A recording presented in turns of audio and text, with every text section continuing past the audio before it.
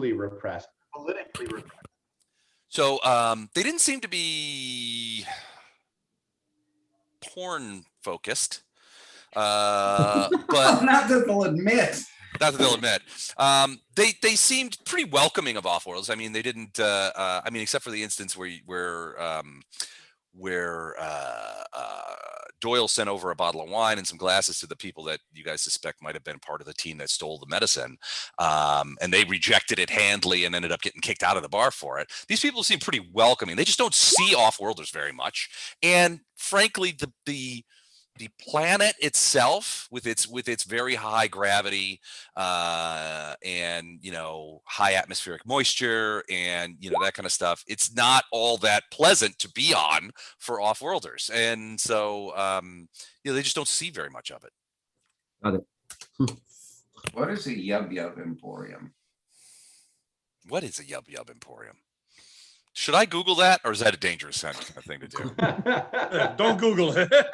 Googling it. I'm not sure I trust Matt. Don't Google it. I think that's why I'm Googling it. I'm just going to Google Yub Yub and see what happens. Oh my God. Oh, it's an Ewok war cry adopted by members of the Wraith Squadron to signify a long joke. That's according to Urban Dictionary. I'm not sure where he was going with. Oh, it's an Ewok saying. There we go. Okay. So yeah, I mean, to your point, Eric, they're nice enough people. They just don't see Offworlders very often.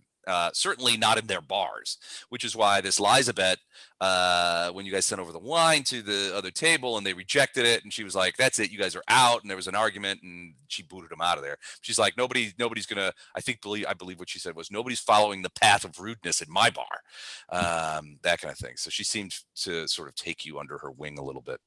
So as a doctor, these people seem humanoid. What do I know about them? They're definitely humanoid, but they do have physical characteristics that make them look more like classic Dungeons and Dragons dwarves than humans. They refer to you guys as skinnies because you guys are tall and relatively lean compared to them. It's a high gravity world, so they're shorter. High gravity world. They've just developed this way. Yeah, they've developed this way. They're probably the tallest among them that you've seen is probably 5'4" or 5'5". Most are averaging between 4.5 and 5 feet tall. They're heavier bone structure. You're guessing that your average Tewfiker probably weighs in the vicinity of 250 to 300 pounds minimum. Sound like my Russian grandparents. Exactly, they're a little bit babushka-y. Yeah. They're powerfully built. They're strong. Because their bones have to be dense enough and their muscles strong enough to hold their bodies up in this gravity. Honestly, the gravity itself is quite tiring for you guys. You guys are used to, for most of you spend most of your professional careers shipboard in artificial gravity, which has a weird sort of, it's sort of like the difference between saccharin and sugar, right? It's still sweet. It's, it works, but artificial gravity doesn't quite taste the same as gravity generated by a iron core planet, for example. Right. So it's cloying. A little, yeah. And it gives you cancer. No, I'm kidding. But gravitons generated by gravitational plates, the kind that exist in spaceships and space stations, has a little bit different feel than naturally generated gravitons from a iron core planet. Okay. Okay. It's about, to answer your question, Matt, it's just a hair under double gravity, 2 G's. So yeah, it's tiring. You have to be careful. It's probably good to, you might want to consider some support undergarments to keep from littering the floor with loose organs. Got it. All right. Okay. Maybe a metal bowl of some sort. I refuse. Plop. But yeah. So, other questions of the material, the material from last week? So you're basically saying this was a dead end. Well, no, it wasn't a dead end. I mean, you've learned a couple of things. So they basically told you that this Rolf guy, they believe, has connection to the Separatists. You know where he lives, and you know he's there. The three people you saw in the bar that left earlier, you suspect, you feel like you recognize them from people that were part of the crew that picked up the medicine from you guys. So they may be part of the people who stole the medicine. You're not 100% sure, but it looks like them.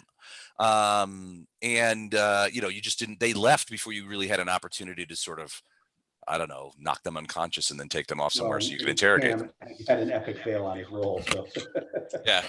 Tam really, I mean, if we want to look at the summary version of last time's game, it was really Tam ruining things for the rest of the party. It's just a bad roll. We all have them. Well, he had several of them in a row. Several in a row. It was. I believe at one point there was a -1 in there somewhere, maybe. I don't know. I'm not sure. That was not last session. That was the session before. Oh, okay. I was going to say, I know I screenshotted it, but, just to keep it. So we've lost the trail for them. So this other guy is the only, Rolf is the only one we can really follow. Right. He has our only lead. And so Mehmet has just come back. When we drop into the game, Mehmet has just come back from shadowing Rolf to his house. He did. You guys had his address. He did go to that address, as far as you can tell, and he is in there now. He's pretty drunk too. I mean, he fell off his stool. He wasn't obliterated. I mean, he walked home, but he was mumbling a fair amount when he did so. All right. So how do we want to play this, guys? We can try to break in and subdue him. We can try to con him. We can just burn the house down. What do you want? Burn down the house. Options. There's so many options. We go and question him. Yeah. Now, if I recall correctly, several of you guys are also armed with pistols. And I think Eric and Tam and both have pistols. I'm not sure. Do you have what do you call your body pistol, Weber? Do you remember what he refers to? He had a name for it. Sweetness, right? So, do you have Sweetness with you? Yes, he says. Okay. It hasn't shown up on my thing yet. Okay. Well, okay. So he has it. So you got a couple of pistols. Dan, you have what you have in your arm. I don't know if Dr. Wagner is carrying any firearms. My snow cone machine. Well, that's a sort of a bigger kind of gun. I don't know that you would. This is a place that doesn't have guns. I don't know that you would be just like slinging a weapon like that. Yeah, out in the open. I have a concealed body pistol, but that's it for me. So, well, I have medical supplies. Okay, so you have like a bat belt with a bunch of like tourniquets and shit on it. Oh yeah. Okay, cool. All right, well that's good to know. Whenever you're torturing somebody for information, it's good to have medical personnel on staff to keep them. You don't want them slipping away too quickly, do you? No. Am I right or am I right, Coffin? No, we got poppers for that. I'm trying to cut back. Trying to cut back on the torture. Yeah, it's hard. I'm pulling for you. I could use a little support here. A little support, please. I'm trying. I gotta be honest with you. I think they like that you handle all the torture aspects of it. It keeps their own hands clean. Yes. Yeah, keep doing that. Pretty much.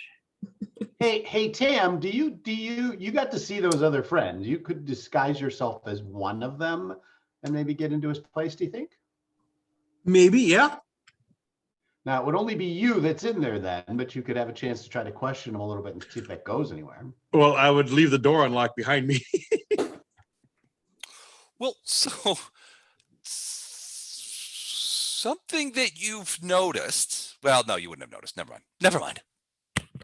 All right, I got. So, actually, you know what? Tam especially, and maybe Coffin too. Give me a quick intelligence check. Sure. Oh no! God help us! Oh no! Actually, come on, Tam. I know you can do it. There's a -1. Hmm. Okay. Hold on, I'm getting there. And a 9. 9 and for a Tam. 3. 3 for Chicks. That's solid. What about Coffin? Coming up, 12. Plus 6. Coffin is actually a pretty smart guy. His Yep. intelligence is 14. So 14. Geez, 14. So you got a plus 6. You're doing that You get wrong with a plus 6 on 14. your intelligence rolls. How did you get a okay? It's 2d6 plus 6. It's like a whole nother dice. Yeah. Nice. I'll take it. Actually, Coffin, his scores are not super great, but his intelligence and his education are both good. Nice. 12. So yes. So you guys know Coffin, he has got like a giant stack of those Sudoku books in his stateroom. Whenever you guys are in jump space, he's like figuring this thing out, doing math problems. All right, so 12. So the rest of you don't really notice, but Coffin notices is that this bar, the Dodecalion, there's no locks on the doors. You're not sure that the doors lock. Oh, it makes sense. I mean, Very trusting community. if this is a very, very orderly, theocratic society, I mean, it's like you're, I mean, this is no offense at all to Mormons, but it sounds a lot like the Mormons, I mean. A little. I really need I to. was gonna I say really need to send a Quakers. message to Gatto because he would love this place. Well, yeah, but I mean, so Coffin, you notice that there's no that the main doors that you guys came in, there's nothing that resembles any sort of locking mechanism on it. There's a closing mechanism. You can certainly close the doors, but They'll stay shut. yeah, in there's case no of there's no wind and locks. things like that, but there's Yeah. no locks, right? Got it. Okay. And you as you see this, you recall during one of the conversations with the elders, or with Godfrey, maybe with Gottfried Huget. No, I think it was the elders, but they mentioned that the reason they wanted you guys to hunt down the vaccine guys is that they really don't have what would normally be considered a police force. There's nothing that really resembles a law enforcement end to the civil administration here. They have what they call the guardians, which are the guys that you saw that picked you up at the port, at the little downport area where you landed the slice of lime, that wear sort of like this black and white kind of uniform. But the way they describe them would be, and I think I have it written down here, the guardians are part ceremonial security and part janitor, is the way they describe them. They're not in any way a police force. There's no detectives on this planet. Okay. Which is why when you guys try to get information about who's in the separatists and where can we find them and that kind of stuff, they were like, we really don't know. We think it's these guys, but it could be other people. We just don't know. I see. Okay. And I'm sorry. My mind is like a sieve. Remind me, what's the name of the chap whom Mehmet followed home? So Rolf Wertnerin, who is kind of a drunken layabout, but it was he was the guy that the elders said they believed had contact or was in had contacts or had done some work for the separatists, for the two guys Vaish and Mueller. For the young guys, right? Right. Should we start our investigation by chatting up Rolf? Yes, we'll go torture Rolf. Okay. Okay. Rolf is our next lead because he's our only lead. Gotcha. Right. Okay. So when I was suggesting, the reason I was suggesting sending Tam is unless we're planning on killing him, us going in heavy-handed kind of leaves us exposed. Well, again, Coffin is trying to cut back, change his On the ways. killing, exactly. I just, You have to choose the right moment to cut back. just, well, Picked a hell of a week to quit sniffing glue. Exactly. And while you're sniffing glue, I got to put the bird to bed. I'll be Okay. right back. I'm well, guessing that's a euphemism. Birds don't go to bed, do Tuck they? him in, read him a story. Does that work? I mean, is that even a thing? I think it consists of Eric, can you birds. recommend any good stories? I think it consists of throwing a sheet over the cage is what it is. I don't know. I don't know a lot about birds, obviously, but I'm not sure that they go to bed. So, oh yeah, they do. Yeah. Okay.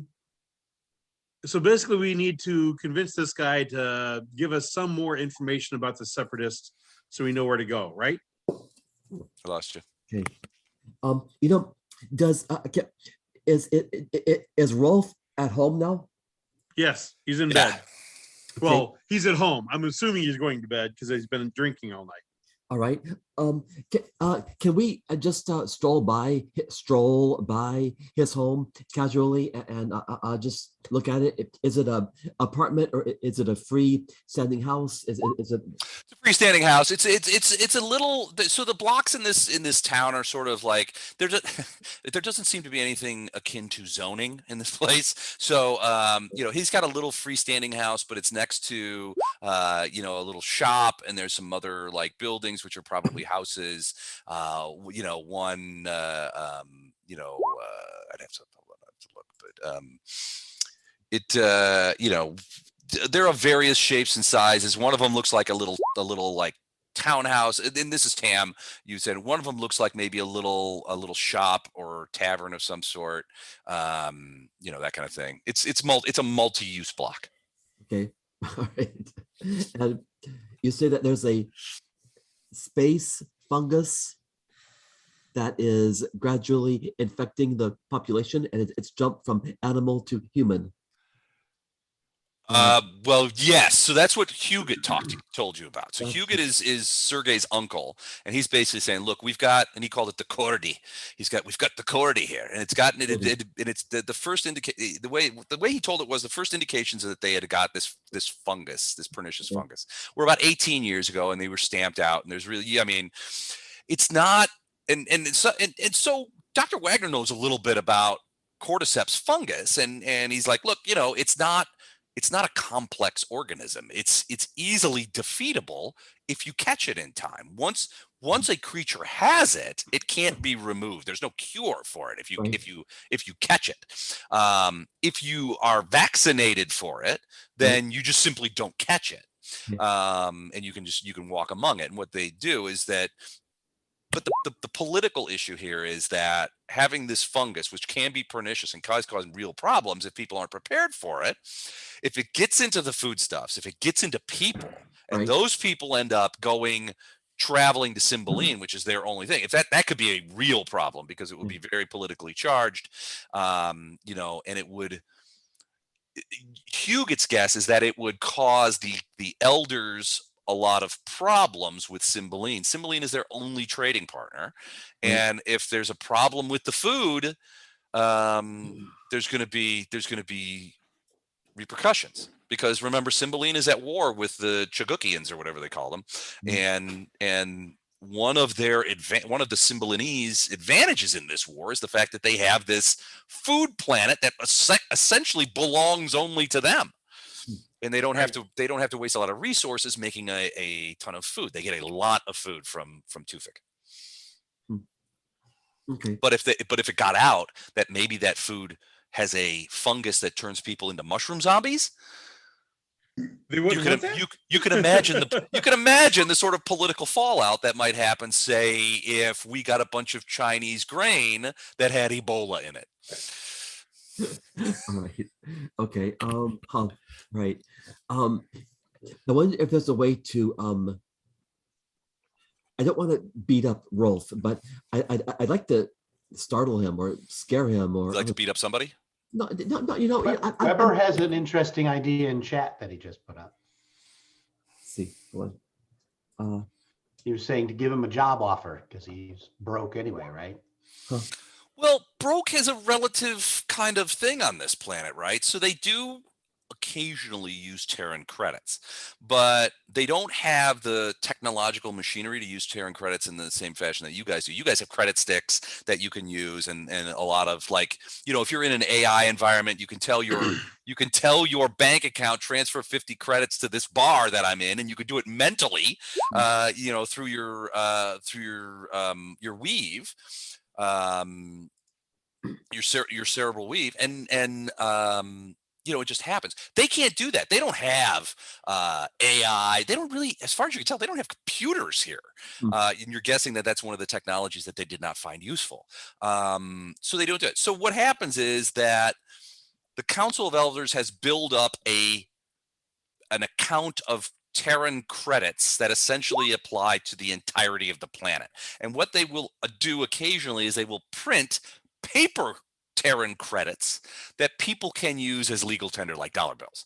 But the people tend not to use these. It's a pain in the butt to get them translated for stuff. Most of their economic basis is sort of like based on obligation, right?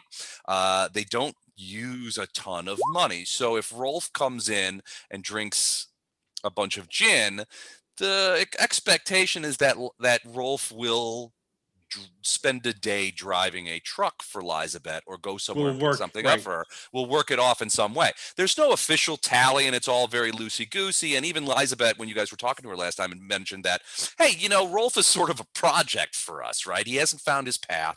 He's sort of not sure what he's going to do. We have faith that eventually he will realize his purpose, his path. But until then, we sort of like, you know, we kind of like take him under our wing, and we give him jobs, and we make sure he has the gin that he likes, and, you know, we keep him fed on the assumption that at some point in his life, he will figure out what he's supposed to do with his life. He will join society as a productive member, and all of this generosity that preceded it will be paid back at some point in the future. But they definitely take the long-term view of this. Basically, they're like, over his lifetime, unless something bad happens to him, unless there's an accident or something, he will make good on all these obligations that he's creating now. And the way Elizabeth sort of imagine is, this is sort of typical for younger people. And Rolf is relatively young, probably by your reckoning, probably in his early 20s. Sometimes it takes some people know their path from the moment they're born, right? And they follow that path, and they succeed, and they do all this stuff. Some people don't figure out what their path is until, you know, sometimes as late as their late 20s. And that's rarer, but, you know, everybody finds their path eventually. This is part of their religion, right? So everybody finds their path, what they're supposed to do. They begin doing it, and all of this sort of equals out in the end. And this is a tenet of this is sort of the economic basis of a lot of their religion, right? They are like, you know, everybody has a value that will materialize from the point of view of others at some point in their lives, and it all evens out in the end. Personally, I find it a very elegant religion that I've invented. So what you're saying is offering him a job is not a good plan. Well, I mean, it's not the enticement that it would be to somebody else. Right. That's kind of what I was saying in the text, in the chat. What if we offer him? Let me give him a couple albums. Give him a couple of what? Albums, and get him high. Oh, okay. We'll go the Pink Floyd route. Everything grows here. They probably got some pretty massive dubage fields somewhere on this planet. You know, if this is a very religious place, I feel like we should appeal to them in a spiritual way, maybe. So peyote. Maybe, or what if we showed Rolf the error of his ways, and I mean, in a real convincing, demonstrative way, in a way that showed him. Too hard. The best thing to do is convince him he's right. That's always the easiest path. And then suggest what he should do because he's right, which of course is exactly what we want him to do. That's it. What do we want him to do? Tam is not intelligent enough to know that, but you are absolutely right, Andrew. What do we want him to do, though? That's a good question. Give us information about the separatists. Let us know. We want to meet up with them because we agree with their ideas also. and Okay. we Subterfuge. want to find out where they are. And we've got some really good tiger penis. That'll hook them. We want to sell the bear pelts to the separatists and tiger Ewok peni pelts. And bear porn. and bear porn. Never forget the bear porn. You guys will be in charge of this religion in no time. So Les, just to see if I understand this right, what I'm seeing here is that this is an ideal socialist economic area, and socialism in theory works perfectly until you get a number of people like Rolf that don't pull their own weight.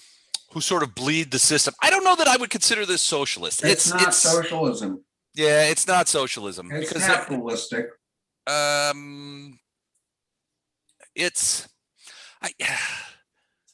very hierarchical. I mean, everybody. So when they talk about finding their path, it's more like finding their place, and it has a little bit to do with the idea of everybody has certain talents, but that if given the opportunity to materialize, will materialize, right? It's like a commune. Some people, take longer to materialize their talents than others, or some people's talents are better hidden, or they don't develop, or they need to find the right combination of exigencies to sort of have those things materialize. It's part of these people's religion that everyone follows a path and everyone has a path. And sometimes it takes time for people to figure out what their path is. But when they do, from an economic standpoint, they begin contributing overall to the culture. And so until they do, they're more or less a drain on society. But when they do, they begin contributing to society from an economic standpoint, but probably from other standpoints as well. And over the length of somebody's lifetime, their contributions will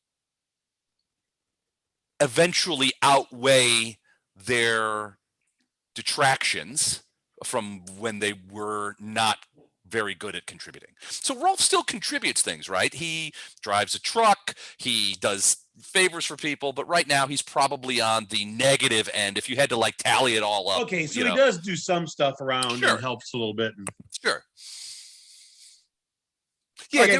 there was a discussion that you guys had when they talked about the things that Rolf was good at, and one of the things he was good at was he had a facility he was a good truck driver, and that's in large part what he did. He was also good at distillation science. He understood the chemical elements of distillation and knew how the processes worked and had a talent for it, but he had not applied himself in a manner that would be to become like a distiller.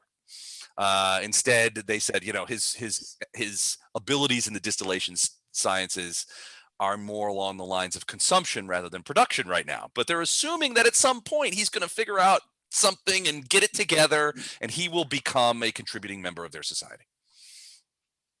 Okay, well, then we shouldn't beat him up. Hey, this is me. Can you hear me? Yeah, just barely, but yes. I think that's a valid point of view. Certainly. I was just saying that we could, offer him a job, just a guy. Distilling. We can be rum runners. Before you get heavy on him. Well, but my contention was that offering a job is maybe not the enticement that it would seem to be for other cultures, right? Giving somebody a job when they don't have a job and they don't have a lot of money is an enticement. It's like, oh, well, yeah, that'd be great. In this case, they don't really use money in the same way that most cultures do. They sort of look at their economic system as a combination of long-term thinking and sort of a mutually interlocking web of goods, services, and obligations, right? So Rolf is creating an obligation to Elizabeth when he comes in and drinks, a half a bottle of gin. That obligation is discharged maybe sometime down the road when Elizabeth says, hey, Rolf, I need you to take this crate of wine to some village 40 miles from here.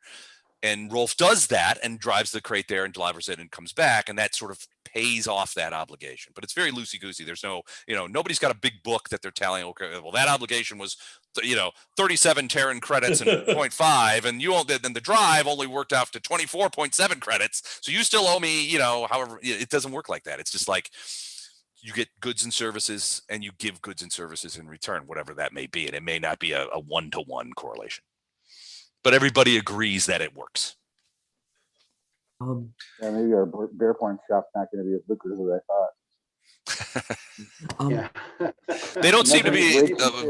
I mean, who knows? They might have just stacks of it somewhere out in the woods, like back in the 70s. But beyond that, they don't seem to be enticed by the same. I mean, you can't just hand these people money, Right. right? They don't use it, and it doesn't have the same effect. Is there a costume shop nearby? Sorry, a costume shop? Costume. Like one of those. They don't do a lot Halloween of trick or places? treating. Okay, like like a Halloween, like a I guess a Your costume closest shop. thing's gonna be a clothing store. God, yeah. All right. But I guess at this time of night they're closed. All Yeah, right. it's close to midnight. Okay, all right. I'm sure there's a 24-hour clothing store Well, in the Amish territory. Yeah, with their flaxen suits, and Hey, Les, why don't you roll to see where the closest spirit Halloween place is? what are It you guys gonna? speaks. You guys gonna pick up a some Darth Vader masks or something? well, what I wanted to do, you know what? Can I just scrounge around?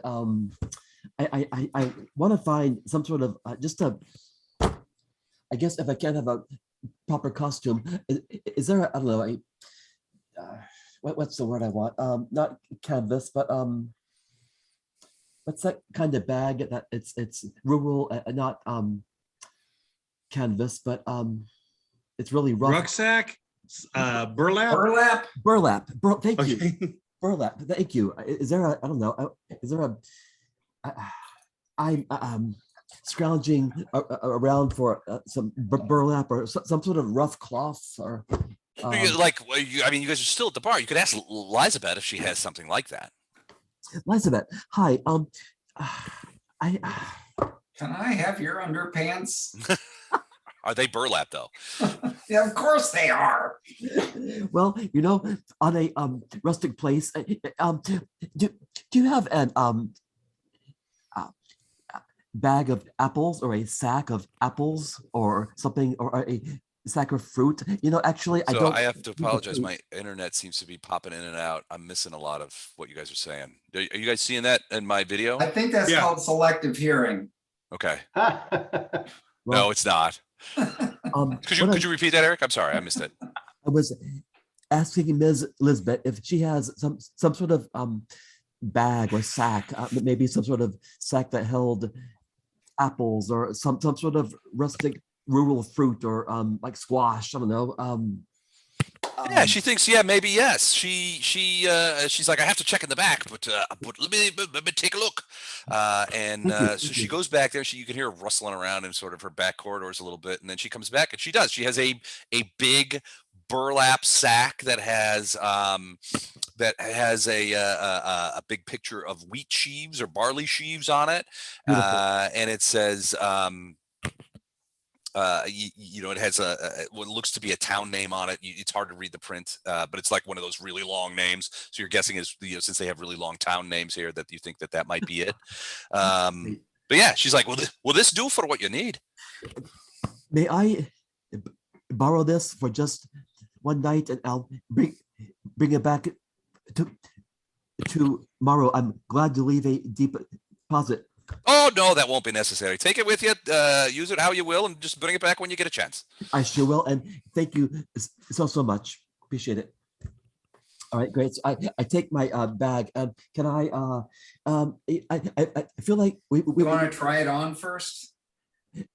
it's perfect. Can we I would like to stroll by Rolf's house.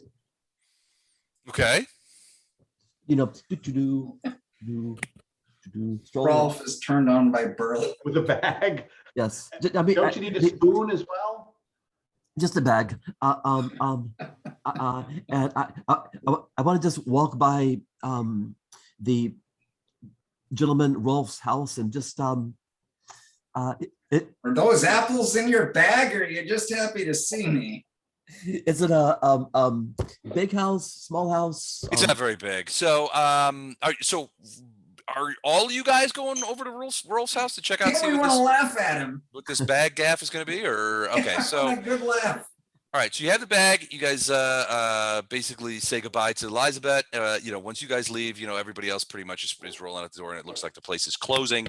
So you guys end up walking out into the street. Let's see. Hopefully this works. Oh yeah, good. All right, so you guys are wandering down the street, and you come upon the apartment block. You can't see much, but hold on a second. What Tam says is you guys are sort of right. So it's dark. There are it's pretty dark here. There's not a lot of like street lines. Every once in a while you'll see a lantern sort of lit on the outside of a house. But it's pretty dark out here in the street, and quiet too. Midnight. I mean, you see very few people. Remember, this whole town only has like 8,000 or 9,000 people. And most of them. Wait, in this one town, like a third of the planet's population lives? Closer to half. Yeah. Wow. Okay. Yeah. The rest of the population is scattered across the planet, mostly in essentially what are farming villages of between 200 and 500 people, sometimes much smaller. The larger ones are 200 to 500 people. The small ones can be as small as 50 people.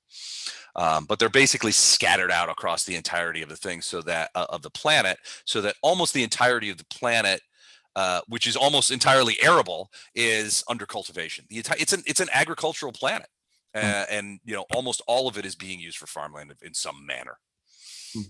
Okay, I see. So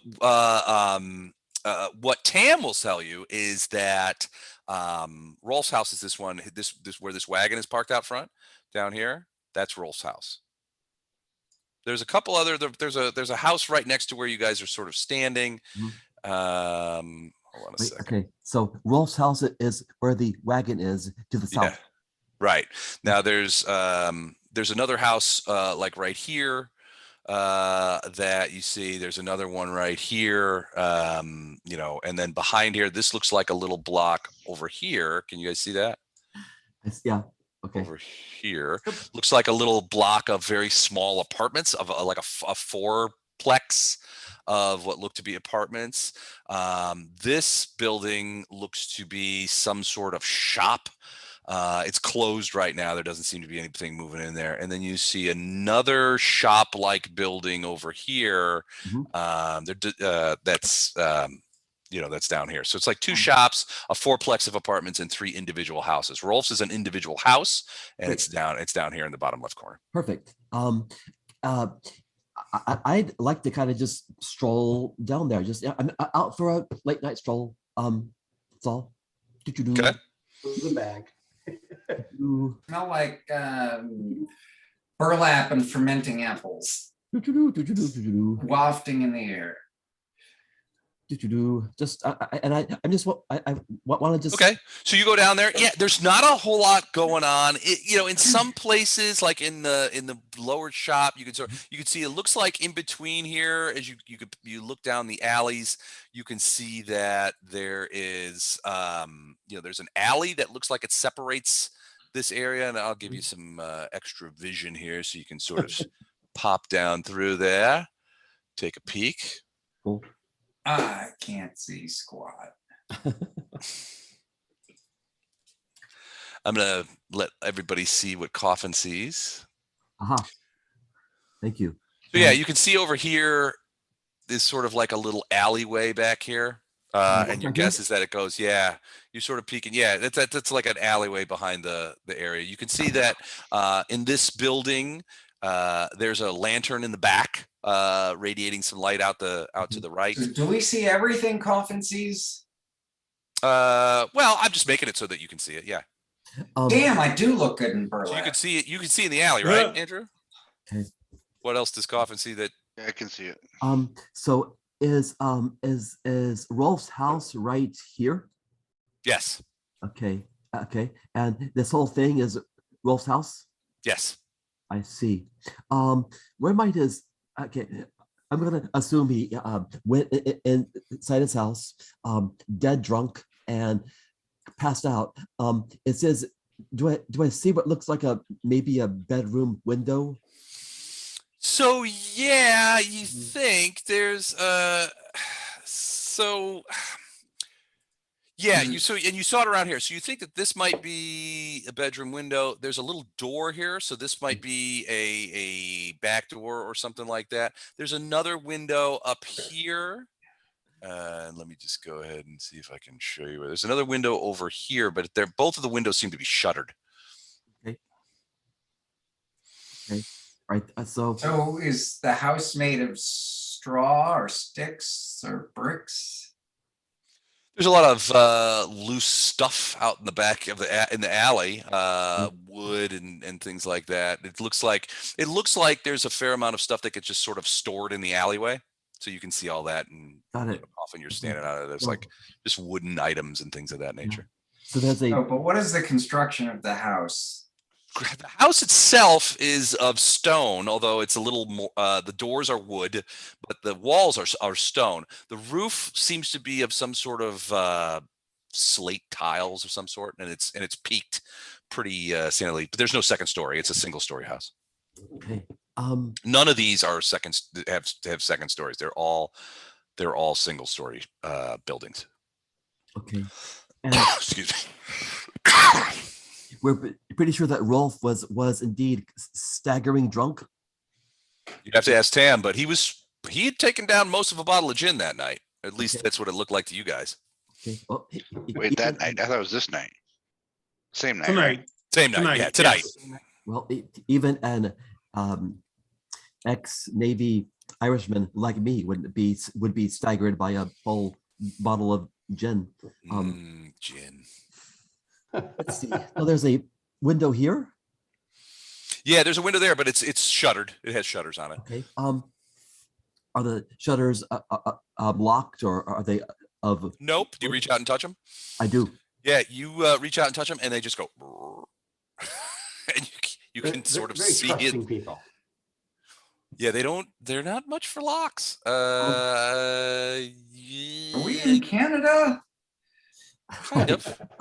Can I look in the window? What do I see? So I can't Oh, allow it's you. a peeping Tom, is it? I'm the can't- local constable. I can't open the window because I have the way the thing is. But yeah, you peek in there. It looks to be a large open room that takes up probably 2/3 of the building itself. You sort of peek around and that kind of stuff. And there's boxes and some shit stacked around and things like that. And And a man in a burlap bra and burlap panties prancing around. dancing around. Is Rolf there? Hold on a second. Oh, that was yesterday's password. All right. Oh, do I see Rolf? Hold on, I gotta tweet that.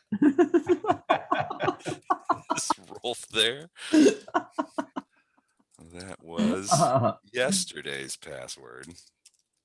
Oh my God.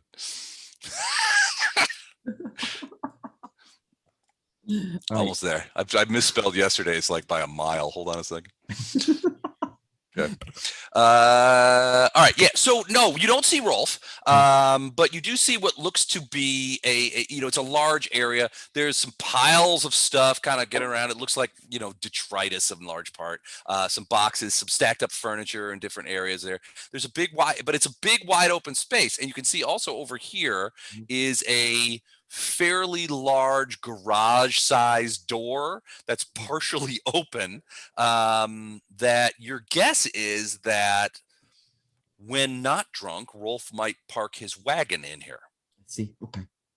Got He it. certainly could get it in. The wagon itself, you'll recall, is on the street. Right, got it. But your guess is that if it's raining or if there's some sort of weather incidents or he remembers to bring in his wagon, it would easily fit in here. In fact, it looks like there is some woodworking that goes on, and maybe he fixes it. It looks like this is where he parks his wagon.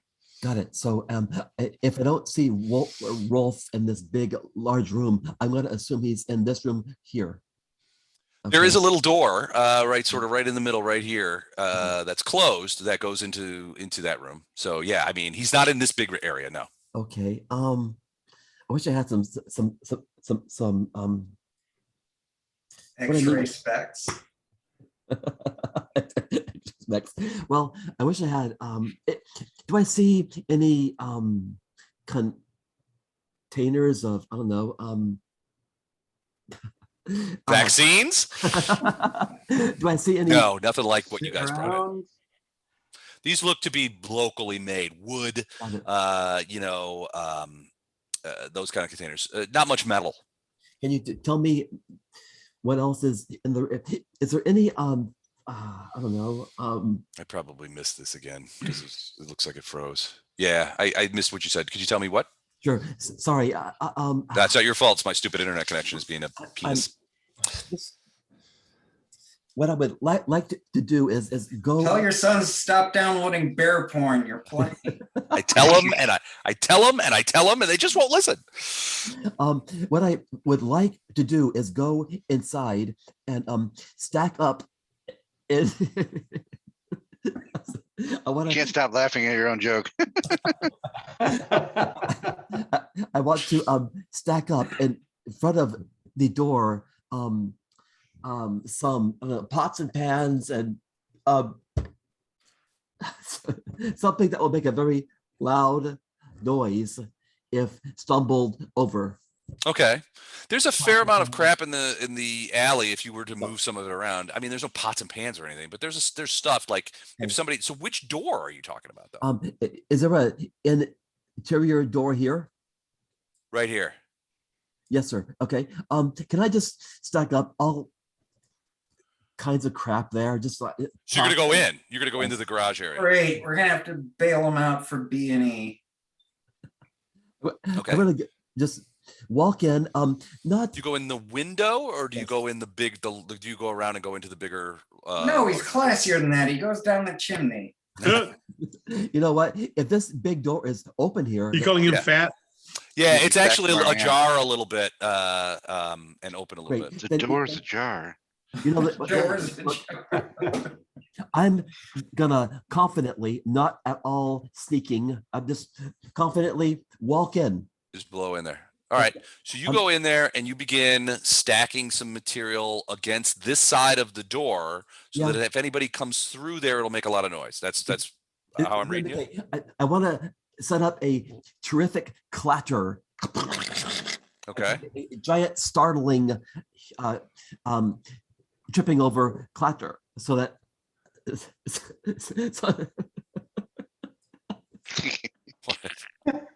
He's cracking himself up over there. Oh boy, I'm sorry. It's just that this reminds me of a dorm room prank that was played in my dorm a long time ago. What, stalking? That was a prank. All right, I'm gonna put this little circle here to indicate where you've piled up the stuff. Can you can see that? You guys can Yes, see sir. that? Thank you. Okay. And then I'm gonna go back out here, and the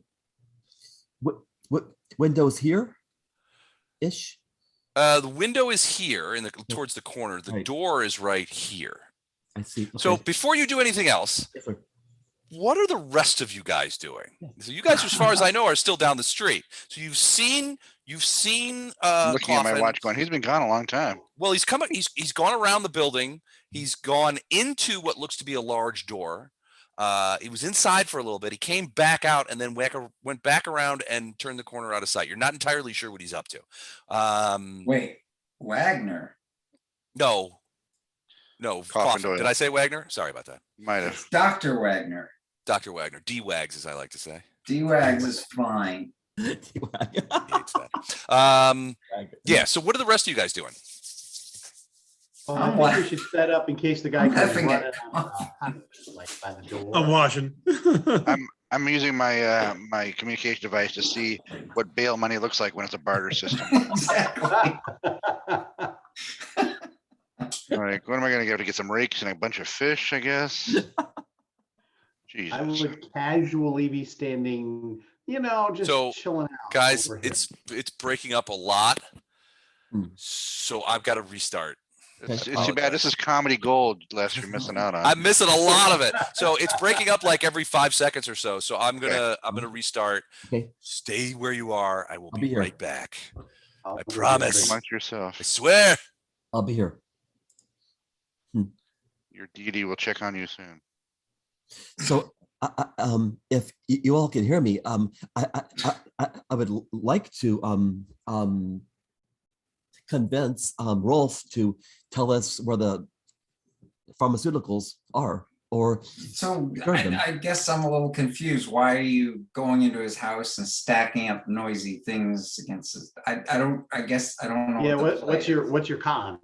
well, I want to really frighten him as much as I can. If he's dead drunk, I'm going to assume that he's at least a bit susceptible to the kind of scare which would not startle a sober mind, but somebody who's, What's the burlap sack for? I'm going to show you. Oh God. This could be like some sort of You need a spoon Full also, Metal. or you just use one of the ones he has? No Oh, spoons. He's this- sworn is this off sort- that. is this gonna be some sort of Full Metal Jacket soap party where he's gonna beat him to death with his own soap? Oh no. Burlap sack. No, I don't intend to lay a finger on Rolf. But I'm hoping that I can appeal to Rolf's sense of duty and honor. What's your charisma level Let's see. Charisma is or social or whatever it is? social. Oh dear, that's kind of poor actually. I'm 7. It's probably higher than the rest of us. No, I think that's my specialty. Coercion. Well, actually, I don't need to be charming here. I just need to be very scary. So I'm gonna try to put a fright into Rolf, and he might come dashing out of his house. And when that happens, maybe you all can Ambush surround- him and beat the crap out of him?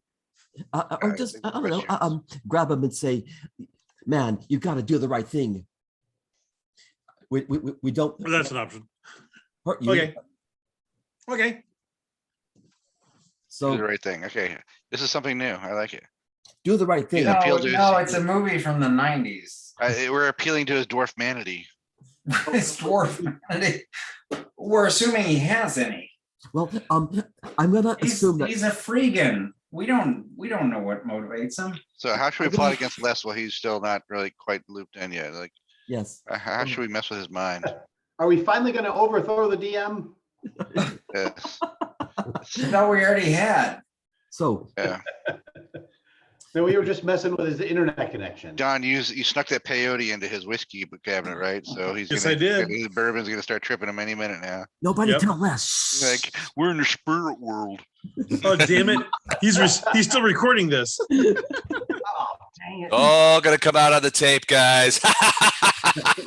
Hey, Les, don't listen to the tape. But I must. What was the last thing you heard? Must. Les? I was lamenting, I said I was looking up, what bail money looks like in a barter system is where I left off. You asked me what I Well, was doing. they don't have law enforcement, so Oh, right, okay.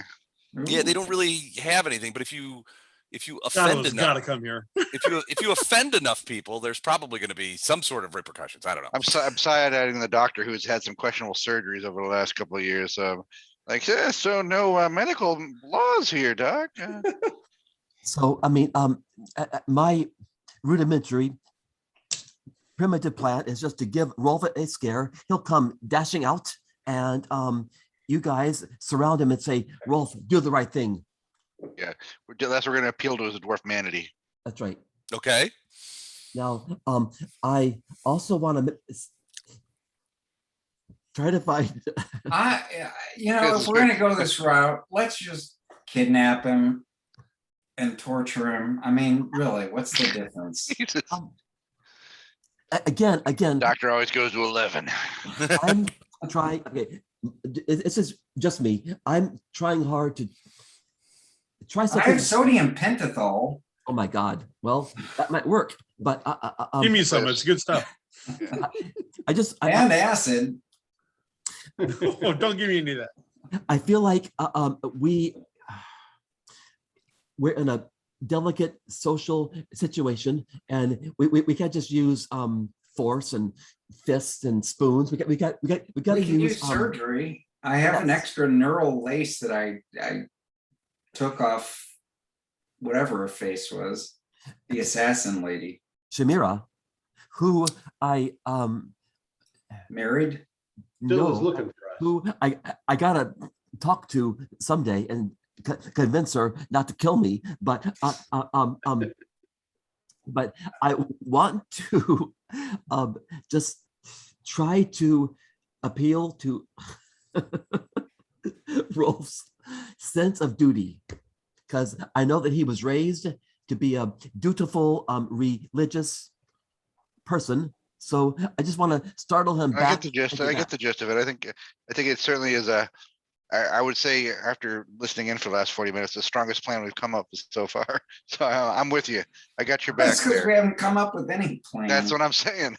So, I mean, No, I would say that if we need to, to try to pull the wool over his heads, give me a chance at it too. But I think appealing to his dwarf manity is your best shot to start with. Well, see, again, I am not gonna do any real talking. I'm hoping that he's gonna come tearing out of the big door right here, and he's gonna come rushing out, drunk, terrified, and you guys are gonna be there to catch him and comfort him and say, "Okay, Rolf, we got you. You're safe. Now look, you got to do the right thing, man." But There. so let's try it. Maybe it's not gonna work, but this is the best plan I got. I'm totally willing to try anything else that you guys think is a good path. He is our security officer. But just in case, I do have Xanax and ecstasy. Got it. And plus, this, I mean, this is a standard military tactic on planet Zotar, where we had to use skill and trickery to convince the rebels to stand down and give us their plans. So that's what I did back then on planet Zotar a few years back. Whew. So it's my best shot. If you guys have time, or if you're down with this plan, maybe you all could gather outside the door where I expect a Sure. terrified, humbled Rolf to come stumbling out. Well, I'm a member of AAA, which means I get $10,000 of bail bond insurance. So sure, I'm in. Right. They don't use money here. Your AAA is worthless. Right. But they don't use money here, but AAA has So they don't even connection. have like Weird Guild or something. Like, what if I run over like one of their wives in the street or something? They're like, yeah, it's fine. You don't know. Try it. The night is young. The night is young. All right. Well, you will recall that I think at your maximum speed when you guys were in the back of Gottfried Hugott's truck was about 10 miles an hour. So you probably just, you can get bruised if you get hit by a truck. Okay, so I'm gonna come over here. I'm gonna look at these guys up the road. I'm gonna go, come on. Okay. And then I'm gonna go back to this door here. Can I press my ear against the door? Is Rolf Sure. in there snoring? Yeah, give a list. I mean, yeah, essentially, yeah. You can press your ear up a door. You might even be able to creak it open a little bit, and you could definitely hear the sound of, reasonably loud snoring. Got it. Okay. I see. Okay, great. I am going to, when my comrades are in position to do the catch, I'm gonna start to make a little noise. Okay. So the rest of you guys, are you guys going to go down there and in response to Coffin's sort of like waving you guys up? Captain Black gets in the wagon. He doesn't feel like he's at all in command unless he's in some sort of wagon. Now, I joined Captain Black at the wagon. okay, I'm gonna pull out my burlap sack and put it over my head, Okay. and I'm gonna go. All right. Are you outside or are you Yes. going in? Nope, right outside, and I'm gonna scratch at the door. Okay. All right. So in this case, I have to roll. Let me see here. I'm going to roll a D100 to see what his reaction might be. All right. So you hear him sort of like, he's snoring away, and then you're starting to make noise out there, and you hear him kind of like, Okay, now and you hear what sounds like a large person rolling over. great. And then the snoring starts back up again in a minute. All right, great. I go and I crouch down and I go. Okay.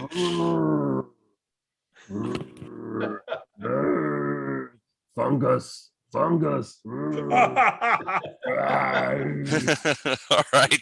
I rolled a 17. He continues to snore. That's when at the end of the year, I want you to put this on the sizzle reel. I want this moment captured. Fungus. He doesn't seem to be. I mean, you hear him continuing to snore. God damn it! All right, fucking shit. All right. Give me the bucket of water first. Even more. All right. Hold it. I'm tweeting fungus. All right, so you get a little louder then. Mushrooms. All right, so this time he's like, what's going on? Okay. And he's kind of like looking around, and you can see him sort of reach over to the table, and you can hear it sort of like, as he's like crashing something. God dang it. Good. Flipping, flopping. I go. You see him turn up a little thing, and the room fills with light. And you see him sort of rubbing his eyes like, what? Good. I hunker down and I go quiet. Okay. Totally quiet. All right. You see him like, what the flippity flap is going on out there? And he sort of like, he gets out of bed and he goes over to the door. And is the door ajar at all? Or were you like talking through the door? I'm talking through the door. Okay. So you hear him sort of like rattle it a little bit. And he's like, it's probably and then you make noise again? And he's like, what? Who is it? Mushrooms. Need mushrooms. Need pharmaceuticals. So at that point, he sort of like bleary-eyed sort of opens the door. He's like, what? You can see the door. All right. So you just jump up and he's like, all right, let me see what happens here. Do. Oh, that's pretty low. So he's like, and he runs backwards and hits this door, and out of the street here like a loud clattering. He's like, oh, stop it. He falls down, and you could hear like stuff clattering around inside this area. And he's about that time you see this guy kind of like he sort of stumbles out here, and he's like, whoa. Well, you see him sort of running out, and he's stumbling around. He looks like he's got some sort of like weird agricultural jammies on, and he's just sort of staggering around. He kind of looks around. He's like, who are you guys? Thinking Carhartt jammies. Like we're here to show you the path of truth. And What? was lame. What? You guys are. Wait a second. Oh, you guys were the skinnies at the bar earlier, were you? Rawr. Now, did you come around the corner? Is his name Jimmy? Is that Coffin? his name? I go to Rolf. the house. Rolf. Like Rolf, you got to do the right thing here, man. I'm inside going, What are you "Rawr." talking about? All right. I'll go rah rah a few times more. And then I'm gonna quiet down. I'm gonna discard my burlap sack. I'm gonna dash out and say, "Oh my God, what was that?" Okay. At which point you pop out of the room and you see two people sort of next to you, and they look like they've just passed by you and they're headed in that direction. These two, you see them right there? I do. I say, So, "There's a monster! Oh, run away!" and they're looking at you, and you hear this woman. And so, give me a quick intelligence check. Coffin. Coffin. Okay, sure. Let me find my dice roller here. Okay, 13. 13. All right. So you recognize these people as the people that are sneaking around as Daniel and Johanna Tober, who were among the people that got kicked out of the Dodecacalion earlier tonight. They were sneaking through the thing. They didn't realize, they didn't look inside, didn't see you inside Rolf's house. But they're, as you pop out, you see them and they're getting ready to turn the corner. You turn around and Johanna is standing there and she sort of backs up and she yells out. She says, "Daniel, get the skinny."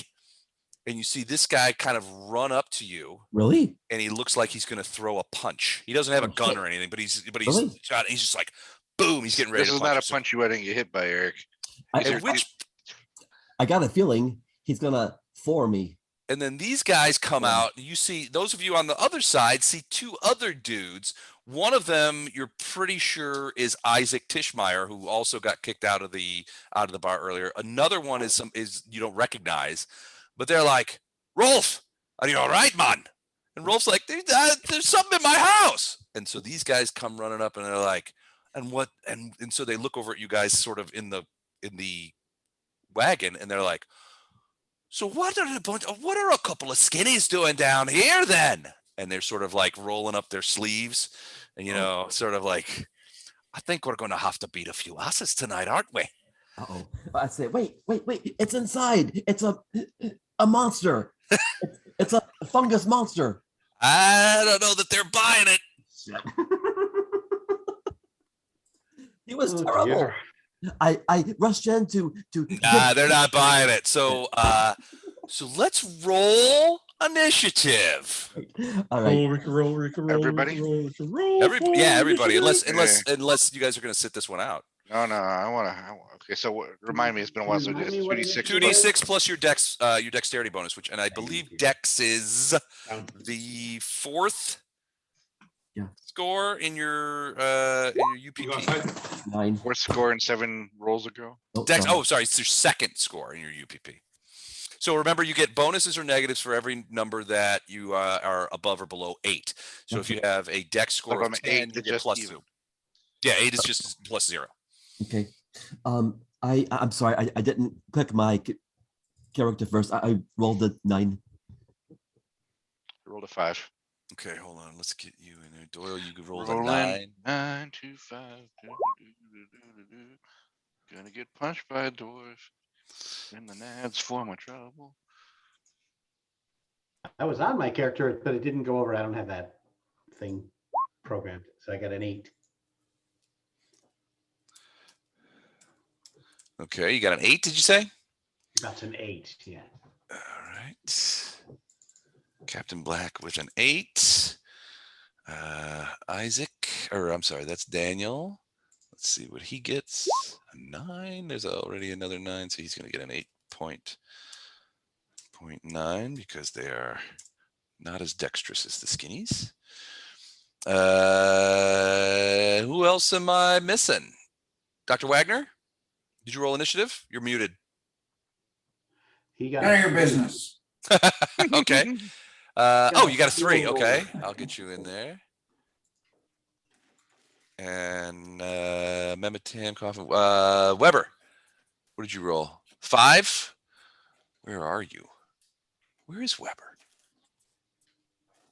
Weber's still up the Where's street. Waldo? I rolled 5. Yeah. Oh, I you can s- come down. Yeah, I thought it'd come down. Okay, Oh, where would you have posted up? Oh, What, 'cause like I- next? Yeah, because around there? I was trying to be the first guy to say quip something annoying when this guy rolled out of bed. You rolled a 5. Okay, let's roll them up. All right, Coffin. Due to your size, even despite the heavy gravity, you do get the jump on him as Johanna yells out, "Daniel, get him! That's one of the skinnies. Get him!" And he comes over and he's got his fists up. You're looking at those tiny little dwarven fists of stone, and you're like, this could go badly. What do you do? I don't want to shoot him. I can't shoot him. I mean, I'm actually trying hard to not violate the prime directive, or as it were. Okay. So We're on Star Trek now. I just don't want to get junk punched by a dwarf with double gravity. Hold on, I gotta tweet that. Double gravity.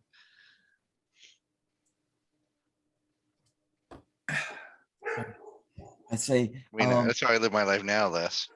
Trying to get junk punched by a dwarf, but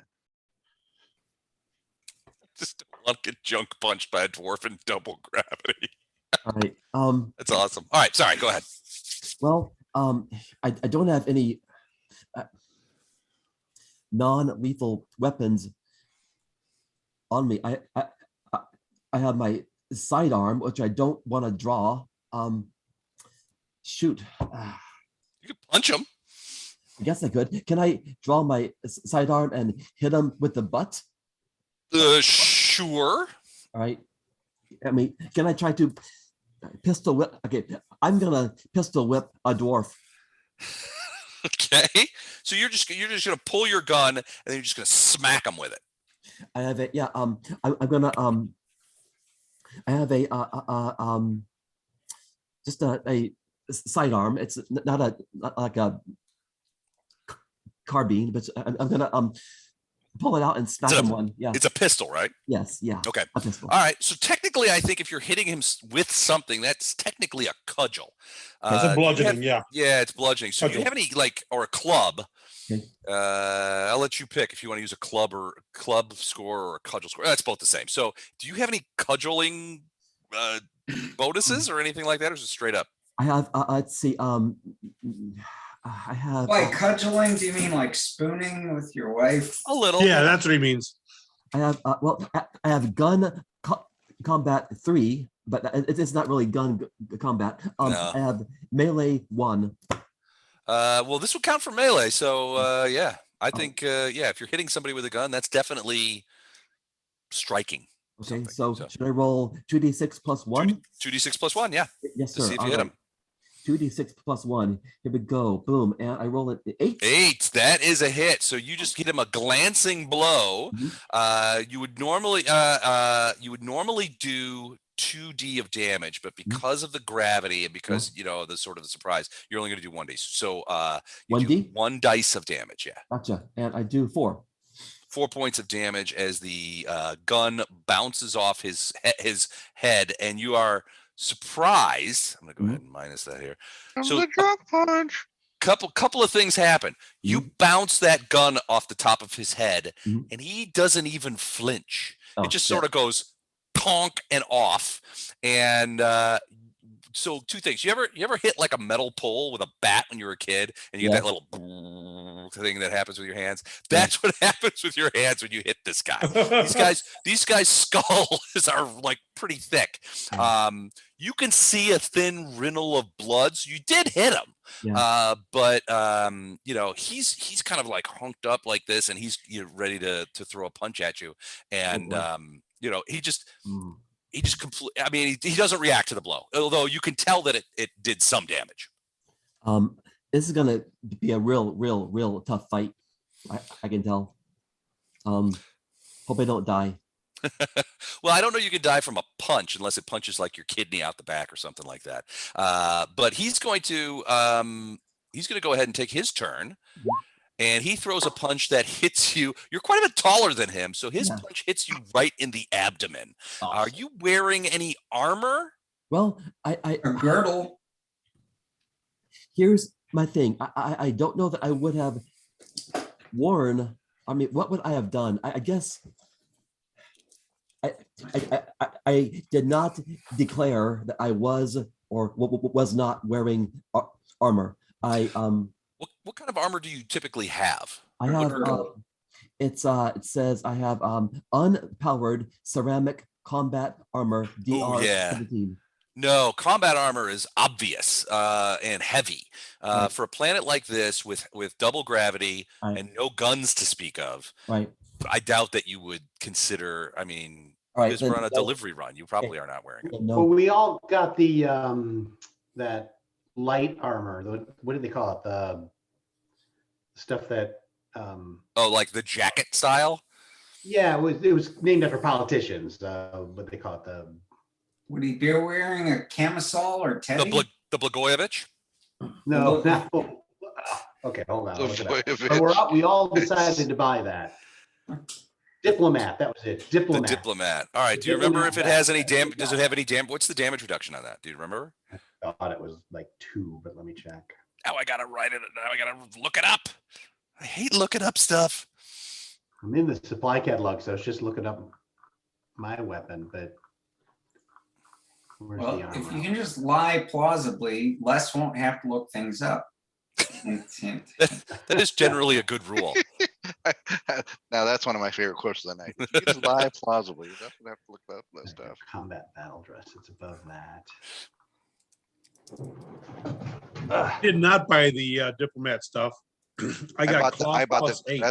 I'm wearing the diplomat stuff. I recommended the entire team get the diplomat stuff. Yes, and I decided to get the cloth plus 8, which was better. You want to be party leader. Page 11. And are you wearing it now? Yeah, because I can wear it under my clothes. Got the special oops, I crap my pants. The Diplo Very vest. All right. Here we go. The protection is plus 3. So 3 damage reduction is 3. So he punches you in the stomach.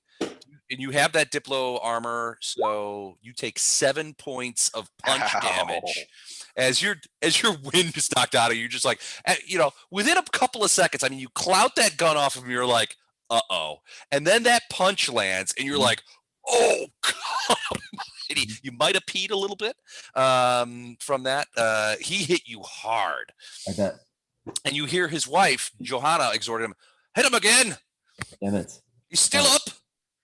All right. So wait, how much damage? 7 points total. Ow. Some of it is absorbed by your 2d6 punches. These guys. Travel terms, that's like half your life. Right. So let me find where I am. So how do I I guess we have more than that. Okay. 7 Yeah, you points? have 7 points of damage total. Yeah. I thought we had 14. I have 33, I think. Okay. Ow. So that's a solid punch, and he rolled pretty high. So, but the DR helps a little bit, and but yeah, you're just like, damn, that was a hard punch. So, Oh, okay. sorry, go ahead. What were you saying? I'm sorry. So with DR, I still took 7. Yeah. Okay. Ouch. Ouch. Ouch. Okay. Dang. Okay. Hey guys, I might need some help.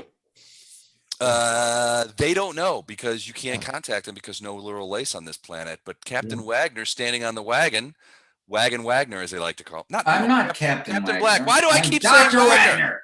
Dr. Wagner. Captain Black, you are up. You're standing on the Wagner. Dr. Black, I'm sure Dr. Wagner figured out how to sew his head Standing on a on Wagner? Captain Black's Wagon. body. Dr. Howard, Dr. Fine, Dr. Howard. Okay, so Right, it's Captain. my turn. I'm Yep. on the wagon. And no, I can't hear Coffin Doyle calling for help. Well, yeah, I don't know if he called for. Well, did you? I mean, Coffin, did you yell out just like I need help? He sort of Probably gasped. No. It sounded more like Knowing that there was no comm unit on the system, would you have yelled out loud? I'm gonna go. I guess when he punches me, I'll go, ow, hey. All right. Okay, that's legit. Okay, so I mean, they will hear me. I am shout not and- going to still my head onto Captain Black. I figure like it's That's second hand. ridiculous. All right. Well, it's not like we don't have anything here to fight either. All right, so okay. Are you gonna sew Captain Black's body onto your head? Yeah. All right, Captain, what are you doing? If we can call you We Captain. have- Some of the characters have bars and some do not. Is that meaningful? Why do they not have bars? Would point out one that doesn't have bars. Her. Both of those guys don't have bars. Apparently, Captain Black and I are going to pretend to be Zaphod Beeblebrox. He has a That's bar. that's She exactly does what I'm thinking. not. You already have a third eye, so That's true. What did he say in that one episode of Seinfeld? He's going to sew his ass to his face. I don't And recommend so that. she That- doesn't, and then, oh yeah, there you go. Now it's just her left. The one guy does. He did not before, but now he does. Yeah, She does not have a bar. there we go. Here she does. Okay. So it was not meaningful. How far can I move? 6, I think. 6 squares. 2, 3, 4. 1, 2, 3, 4, 5. Well, 6. Ooh, wait a second. In double gravity, make that 4 squares.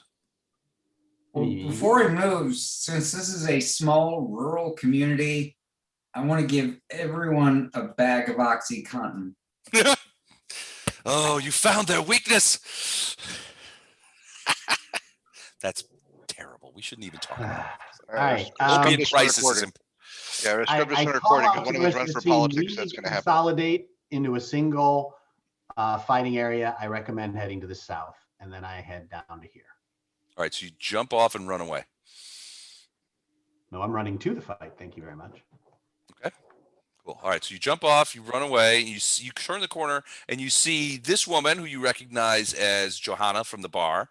He's Is not around sort the of- corner yet. Oh, you're not around the corner yet? Well, let's say I am. There we go. Okay, you can see. You see Johanna, and she's looking the other way, and she's like, "Hit him again, Daniel! Hit him again!" And you see Coffin Doyle with a very sort of like pooched out look, like, kind of. It's obvious that Coffin has just gotten punched hard, and this guy is rearing back. You can see him sort of, kind of stepping back, and he's getting ready to step into another punch. Okay, well, I can't do anything. That's it for you. All right, so Mehmet, you just saw Captain Black run away. I did call out first. That's true. He did call I it. run away also with him Okay. and draw my stun stick. Okay. Dunstick. Ah, And that is it for me. All right. You hear this guy yell out, "Rolf, get back in the house." And Rolf's like, "You got it," and runs back inside. And then these two guys, 1, 2, 3, 4, they come over here and they say, so to Weber, they say to you, "Looks like you've come to the wrong place, boy. No skinnies allowed this part of town." You can see them both sort of like pushing up their sleeves. They're looking like they're about to pound you into dust. Not But very Amish of them. they don't do that. Well, it's not. They're not Amish. I mean, they drink and they party and that kind of stuff. And it Right. looks like that they may throw. It was like throw Harrison some knuckles Ford around. in Witness. There, I'll have my stun stick out too. All But right, so you pull your stun stick. Yep. Do you say anything to these guys? I'm like, what seems to be the problem, boys? I'm sure we can work this out. Oh, you're the problem, and we're about to work you out, my friend. uh-oh. You definitely recognize the guy on the right as being one of the guys that was in the Dudecacalion earlier tonight that got kicked out. He's Isaac. He's like, I'm here to encourage you boys to do the right thing before something bad happens to you. Oh, something friend, bad. Something bad's about to happen. Colonel Skinny. Seventide would pull you apart in 10 seconds. I don't know who your colonel is, but he's not here to protect you now, is he? Oh, he's a space jellyfish. He doesn't do high gravity planets. He bombards them from above. Okay. All right. So I'm backpedaling. I'm trying to keep Dr. Wagner behind me because Okay. I know for two reasons. One, because Dr. Wagner will probably kill everybody within a 3 square area mile area radius. But also because he's also as weak and puny as I am, probably in a combat. I am weak and puny. Right. So I'm trying to cover you, Doctor. Thank you. You have your freezy ray if needed. According to the GM, no, it's Okay. too big and for Yeah, bullying. that's what he said. Too obvious. That's what she said. So I'm doing that. I'm trying to cover Dr. Wagner, and I'm backing up slowly. All right, so you're just backing up a little bit and trying to like, hey boys, you don't want to do this. You know, the old weekend at Bernie's gaff. Yeah, well, It's like I hate to have to hurt you guys as I back away slowly. I'm expecting to see Captain Black and Tam standing right there to back me up, and I'm so quite surprised. ran when- away. Big call out. He called out. What did you call out? I did. I said we I'm need running to away. consolidate into a single front. Move to the south. All right. Well, if Dr. Wagner moving, I will move. Well, it's up. It's not his turn yet. It's not his turn yet. So you back up and you actually bump into Wagner a little bit. Are you pulling any? Did you pull something? Did you pull Pull my stun sweetness? stick. No, I Oh, pulled my stun stun stick. stick. Yeah. All right, so you got your stun stick out, but you haven't hit anybody with it. No. Okay, Dr. Wagner, what do you do? So Weber's in front of you and he's backing up. These two dudes are about they definitely look like they're about to beat him into the ground. He's pulled a stun stick out, but he's backing up. Fellas, I'm flattered that you call me skinny. I'm middle-aged and I'm far from skinny, but I like the compliment. I'm a doctor. I'm here to help with the fungus among us. And I also pull back my duster and show them just a little glimpse of my tiger penis nunchucks. Okay. And I say, Showing look, just the tip. just the tip. I said, look, I'm here on a humanitarian mission. I'm here to help with the fungus among us. You can kill me, but if you kill me, you pretty much endangered everyone on this planet. So I'm not asking for much. I'm just asking for you to let us. Nothing says humanitarian like tiger penis nunchucks. Well, they're soft. They're kind of ticklish. That's going to be our new Unless they're hard and erect. That's going to be my new indie college band name. Tiger penis nunchucks. I heard them back in '82 and they were fantastic. Yeah, they were amazing, dude. All right, so these guys are looking at you, and the phrase fungus gets, suddenly you see the one guy, especially this Isaac guy, sort of looks over at you, and you're like, I'm a doctor, I know about the fungus, that kind of thing. And then he sees the tiger penis nunchucks, and he seems impressed, but you're not sure. So, in addition to talking, do you pull anything besides the nunchucks? Do you? No, I don't move? pull anything. All right. Do you move? I'm just trying to get across that I know we're skinnies to you. I know we're not in the best part of town, but we're here to help. I'm a doctor. I know about the fungus. I've done studies on it. I'm here to help. And if From you the kill government, me, we're here to help. you're going to set back your whole planet. All right. If you kill all of us, really, because these are my assistants. Les, can I try either street? I have streetwise and diplomacy, but either of those apply. Oh, there you go. Diplomacy would apply, yeah. To try to or Give me a carousing. Yeah, Yeah. well, this diplomacy more than Diplomacy, carousing. okay. I think drinking is over for the night. Damn it. Well, maybe not for the night. Depends on the outcome of this fight. I don't want to have Well, to spill my wine out. I'm rolling dog piss tonight. All right, so you sort of like he's a doctor, and they're just like, so you do see, so Weber, you do see this one kind of like look over, and when Dr. Wagner says, I'm a doctor, I'm here to help, I know about the fungus, I can help you guys. You see the one on the left, the one who's not Isaac, go over and he sort of looks at Isaac and he sort of smacks him and he's like, he sort of points at this guy, and Isaac's like, these skinnies don't know shit. All right. So Wagner, are you going to move or anything? Or are you going to stay there? I'm looking him in the eye. I'm not gonna run away. I'm here to tell Okay. you, I'm here to help you with the fungus. If you want to kill me, you do so at your own, well, not in those words, but basically kill me at your own peril, but I'm here to help you. Okay. Let me. All right. So I rolled that one. Let me roll this one. Okay. Interesting gaff. All right. So next round 2, Coffin, you're up. Now you just got punched really hard by a guy named Daniel, and he's looking to punch you again. All right. Now, keep in Then- mind that As you this is do. non-lethal damage. To be honest with you, you are not going to be able to get punched to death. These guys are not killers. They may be good boxers, but they are not murderers. Then I'm gonna hit him again. All right. So you're going to try and bonk that gun across the top of his head again. Yeah, because I'm very upset. I'm gonna. Okay. and so Did you I'm not gonna- hear me speaking to these people? Well, he's already got a dust up going on back there. So I'm gonna do hit him again. Here we go. I roll a 9. All that's a hit. right, great. And I roll for damage. 1d6. 1d6. Yeah. Yes, sir. I roll a 10 out of 2. 2 points. Kabonk. Again, you sort of cloud him across the side. This was an even, he saw it coming this time, so he sort of Yeah. ducked out of the way a little bit. Very agile in this, more agile than you in this thing. Oh, but boy. you did cloud him a little bit. All right.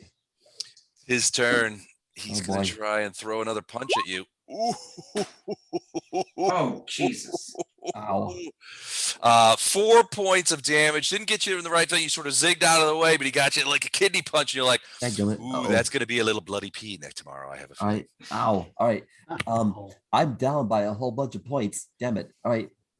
All right, that's him. And she's like, hit him again, Daniel. Hit him again, Captain. You're pretty sure that these two don't know that you and Mehmet are back there. You hear Wagner in the background over by the wagon yelling out, hey, look, I'm a doctor. I'm here to help. I know about the fungus. I can help you guys, but you're not sure what's going on in there. But these guys, the two in front of you, Daniel and Johanna, don't seem to either they haven't heard anything or they're so engrossed in Daniel beating the snot out of Coffin that they don't care. But it does look like Daniel might be getting the better of Coffin. Oh boy. I go up Yeah. behind Daniel and I hit him with my stun stick. You give him a little stun stick on the top of the melon. Yes. Yes. All right. So remind me, what do I do for just 2d6? 2d6 plus any cudgel bonus, Oh. and I think you do have cudgel bonus, right?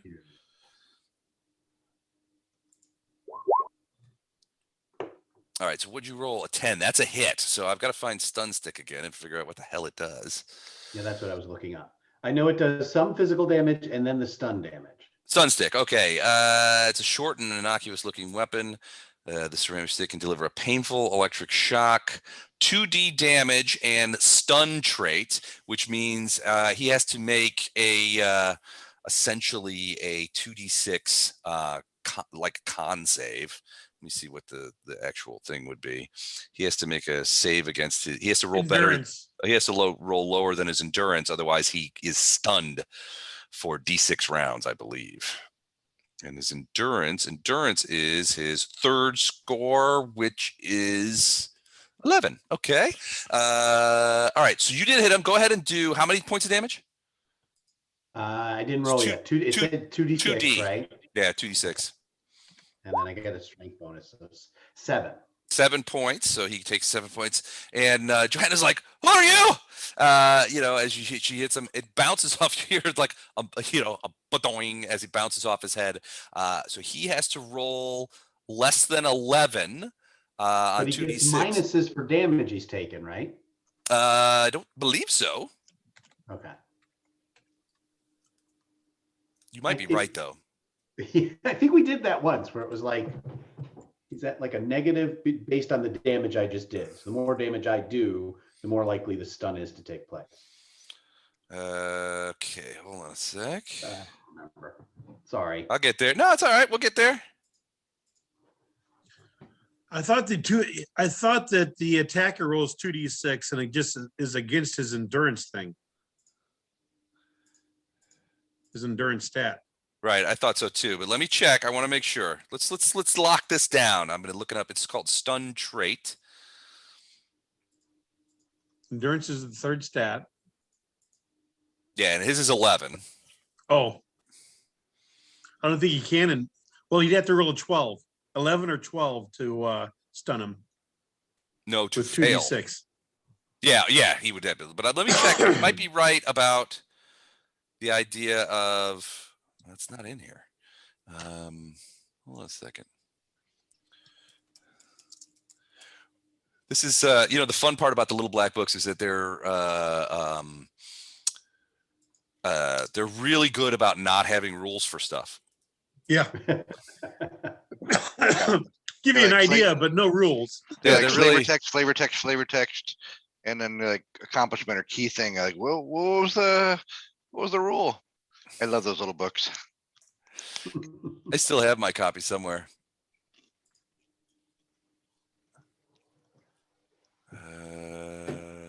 Combat.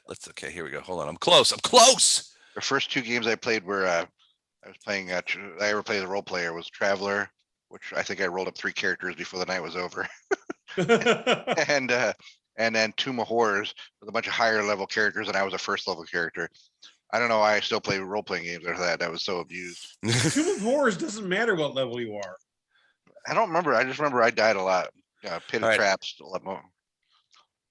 Okay. You know what? Dan's right. A character struck by a stun stick must make an endurance check with a negative DM equal to the stun damage after armor is subtracted. If the endurance check has failed, the character is knocked unconscious. So he does minus the damage. So he has 11. So that would take that down to a 4. So he has to get a 4 or less on 2d6. Which he does. So you see him sort of like shrug it off as the electricity. So you just like wham on top of the head, and you see him kind of like do this, and he looks around, and Johanna's like, "Who the fuck are you?" And the electricity kind of like into his body, and you see him kind of go, and he looks around at you, and you're standing there with the stick in your hand, kind of like me. "Oh, hi," but he did we does learn not fall asleep. Didn't we learn on Buck Rogers that doors are naturally grounded and they can't be electrocuted? I feel like we watched, there was a Jill Gerard episode where a dwarf fills in a circuit breaker. And he can't be All right, electrocuted. it's canon now. You subtract the damage from stun stick to the saving throw. So okay, so he is still up because he's so damn cool. All right, that's it for you. Yeah, I just when she asks who are you, I said I'm his friend. This can end easy or this can end hard. Ooh, that's what she said. Okay, Mehmet, your turn.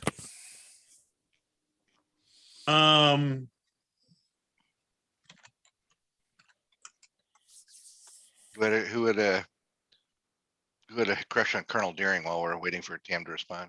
Oh God, Wilma Deering. Oh that shit! Purple Hold on, let me. pantsuit. Wilma Deering, yes. Colonel Wilma Deering got me through Aaron 7th Gray. grade. It was her and Twicky. It was a real crush. Which poster I put up my wall? I rolled 11 to hit her. Oh, you hit her? Yep. Okay, 11's a hit. All right, so roll your damage, 2d6 stun damage, which you bobbled the Yeah, I thing know. there. And you could consider yourself a macro. 5 points damage. 5 points damage. Okay, so let me allocate that. And she now has to make a stun roll. Let me check her scores. She has an endurance of 10. -5 is 5. She has to roll a 5 or less, and does. And she's like, so she's looking at. She was looking at Captain Black, and now she's looking at you, and she's like, "The fuck did you do that for?" I'm with him. I see. It's a skinny comedy team, isn't it? All right. So we are doing damage to him. Yeah, you're doing damage to them, but they're tough, and Yep. and they do seem to be rolling some really low And they roll rolls. really with- well for their you can't fry them, man. You're trying to stun them, and you're just like, you pieces of shit. All All right. So on the other side, Weber's like, look, I don't want to hurt you. He's doing a diplomatic thing. Dr. Wagner seems to have gotten their attention. He's yelled out, look, I'm a doctor. I know about the fungus. I can help you guys. And they both, the one guy first went over to him. He's like, look, he's a doctor, skinny doctor. And the other guy's like, he's not a doctor. And then Weber yells out, no, he's a doctor. I've seen him kill people. And the other guy's like, aha, I know it. I'm going to roll essentially I'm going to roll against their intelligence to see how they react. So the other guy, so this is for Isaac though. So he's rolling against his intelligence to see what happens. Okay. So they stop, they put their hands down and Isaac says, all right, Skinny, what do you know about the fungus? And neither of them attack Weber. Weber is ecstatic on this. So Weber, you've got a stun stick out, and it's your turn. But they seem they're walking up and they're addressing Dr. Wagner, but he's behind you. They're like, "What do you know about the fungus?" I will take one. What does a Skinny know about our funguses? I'll take a step. If I don't know if I can do it out of my order, but I'll take a step. It's your turn. To the side. I'll take a step to the side, and put that stun stick down by my arm. Like, Doctor, you have the floor. It's just a jump to the left. Step to the right. Put your hands on your hips. You see Weber's knees growing increasingly close. All right, so he steps over and he's like, "Take it." And Dr. Wagner, it's your turn. What do you say? Look, we've been sent here to deliver the antidote to the fungus. We were screwed over on the launch pad. We're trying to find the people who stole the antidote. But am I a doctor? Yes. Do I understand the fungus? Yes. Do we have the antidote? No, but we have some leads on where it is. Do I know how to apply it and cure you folk? Yes.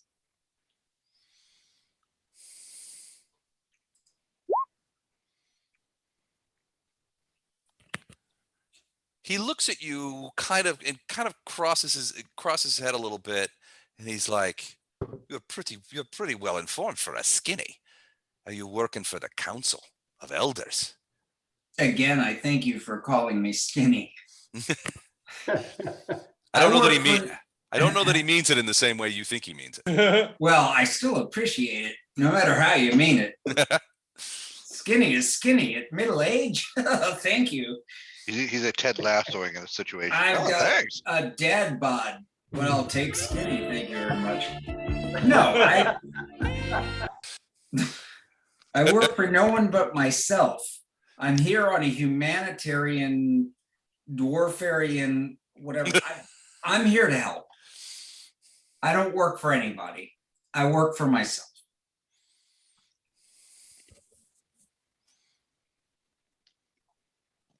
Well, so he looks at you and it sort of takes a long pause, and he's like, "Well, we have the vaccines, but you don't. If you're here and you've been talking to the elders, you don't know the half of the problem." Well, I'm listening. All right. So I love us having a calm conversation, starting with nonviolence, and you guys are over there in a full tussle around the corner. I don't know what's going on over there. They don't know what's going on over there. All right. I just like to hear the background sounds of a fight while we're talking calmly. Look, tell me, I'm listening. I'm here to help. I'm not here to take sides. I'm just here to help. So they approach you, and they're like, "Look, we have the vaccines, but we've got a real problem. We should get off the street. If we're going to talk about this, we should get off the street." Then let's go. All right, we'll go in Rolf's place. Come on. I'll put the stun stick away. Wait. Do you mind if I bring my associates? The ones fighting south of us. Right, those ones. We can drag them in after Daniel's done with them. Okay, fair enough. You say you're a doctor. That's awfully fortunate. I can heal them up. Daniel knows how to throw a punch, and he doesn't electrocute. Just don't kill him. Shit. He won't kill him. They'll be pissing blood in the morning though. That's fine. Just don't kill him. All right. Coffin, you're up.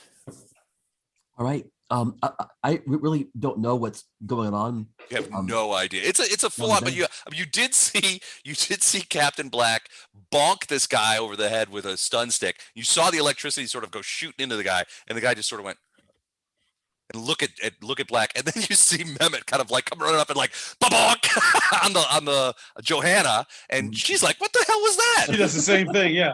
Great. All right. So these guys are like tanks. Does the guy look hurt at all? Yeah. I mean, he's got some blood running down the side of his face because you've hit him twice in the head with a gun. And also Captain Black hit him over the head with the stun stick. And even though the electricity didn't deliver the expected result, it still was a pretty solid clout, like getting hit with a truncheon. So the guy is a little clunked up. I'm gonna cluck him up some more. I guess by now I'm just extremely angry. I guess not enraged like Storm, but I'm really upset and angry. I'm gonna hit him again. Oh, you're gonna miss. He dodges it out of the way when he hears it. Here's a whistle of the gun coming by, and he jumps out of the way. Oof, that's tough. All right. In response, he stiff arms. Well, so he's going to do two things. He's going to take his left and he stiff arms Coffin to try and push him out of the way. So that's going to be it doesn't move you at all. But with his right, he whirls around and tries to punch Captain Black in the stomach, and that's a hit for 8 points minus any DR if you're wearing your Diplo. Yeah, I got Diplo and I've got armor from my arm. Well, this was a stomach punch, so just the Diplo armor, so just -3 of that, so 5 points of non-lethal damage essentially. And you're just like, armor. Damn, that guy hits hard. And Joanna's like, don't forget to hit this one, and she points at Tam. Great. Wait. Captain Black, you're up. Well, I will hit him back. All right, you're gonna hit him with the stun stick again? Yeah. All right. That's a hit. 10 points. 9 points of damage. 9 points of damage. So you can see that he is reeling from that hit. A lot. This time he has to get a 2 or less. A 2 or less? Well, you can see you keep the button pressed down on the stun stick, and it's just like, and it's just like going into him. You can see it finally doing it. He shudders a little bit after you pull back, and he sort of staggers a little bit, and he falls down to the ground. Wow. Now, do you feel like talking, little one? Well, he's unconscious, so no. No, her. Oh. She's like, you son of a bitch, and Skinnies, you've heard Daniel. And she sort of kneels down, and she's like, Daniel, what have they done to you? It looks like they've hit you with some sort of electrical stick. She's like, what have you done to him, you bastard? He's only stunned. We can help him. Are you done? Tam, it's your turn. Well, this is happening all at the same time. All right, 9 is a hit. All right, so 9 damage on the woman. She's like, ow! And Tam, even you are shocked at Violence? vicious violence against dwarven women. And I didn't hit him. I hit her. Why is he got an X on him? He's not dead. He's unconscious. All right. So she has to roll. So she has a 10. It was 9 damage. So she has to roll a 1 or less. Did not get a 1. So she kneels down and she's like, "Oh my God, Daniel, you're all right." She's like, "What have you done to him?"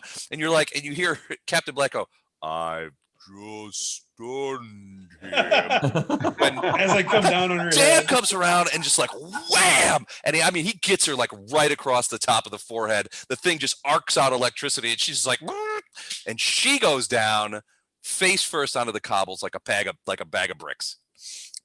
And now they're both doing that. And that's what we did to him. These other two guys are like, I don't know what's going on down there. Daniel and Johanna are supposed to be punching up the other 2 Skinnies, and your boys ran around there. Can you fetch them for us? We'll meet you inside here. Come come on in. And they begin turning around and moving towards the door. You see Rolf at the door, kind of like, what's going on out there? Well, let's drag the unconscious bodies over there. Sure. All right, so you guys drag these guys. Yeah, if it's my turn, I'll be like, "Hey, boys, wrap it up. We got a lead on our vaccines. Let's go." All right. So Cool. We just wrap things up over here. Yeah, we'll bring him in. All taken care of, yells Tam. well, I hit a woman twice with an electrical stick. All right, so you guys see these guys sort of like dragging these guys around, and these guys are like, "Oh shit! It looks like they beat up Daniel," and this guy's like, "You skinnies are a tougher lot than I made you out to be." Daniel's no slouch. Daniel Sorry it punched, took us so long. Daniel punched me one time. I had to get a bladder replacement. We've been around the galaxy being usually the smallest things that are fighting. So Isaac goes, "Well, go help him, you big idiot." And so Isaac runs down here and sort of helps you pick up Daniel by the thing, and everybody sort of rolls in. Doc, this might be a useful time for you to bring them around a little quicker to show how useful you are as a doctor, I guess. Not that you have to do much if somebody's stun sticked, right? But that girl hit the ground on her face. Oh, we have to negotiate my fee first. They don't use money. Some Pokemon Band-Aids or whatever and put them on her nose. Oh, well, all right. They don't use money and they don't have tiger penises. If it's a Pikachu Band-Aid, that'll work. All right. The other guy's name, it turns out, is Rud, which you suspect is spelled R-U-U-D, Rud. So and he's sort of like slapping Daniel, and I was like, "Daniel, wake up, you big idiot. We're in Rolf's place." And he's like, what the hell happened to and he sees you guys, and he's like, what's going on?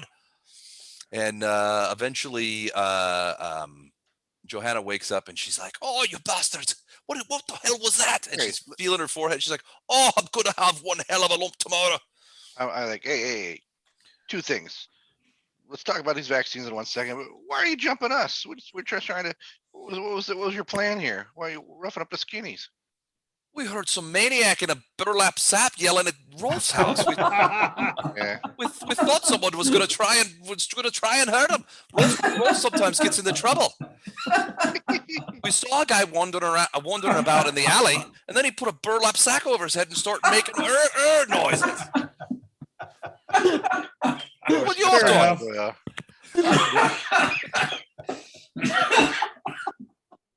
oh boy. We thought it was a drunken idiot from out of town. We were going to teach him a lesson. Well, if we see that guy, we'll let you know, and you can we'll hold his arms and rough him up. In the meantime, Coffin's like, "Where's my burlap sack? I got to give that back to Liza. Did I leave that in the alley?" Go ahead. What were you saying? You have an explanation for this, do you? It's a horrible monster. I scared him off. He ran away. It was a fungus monster.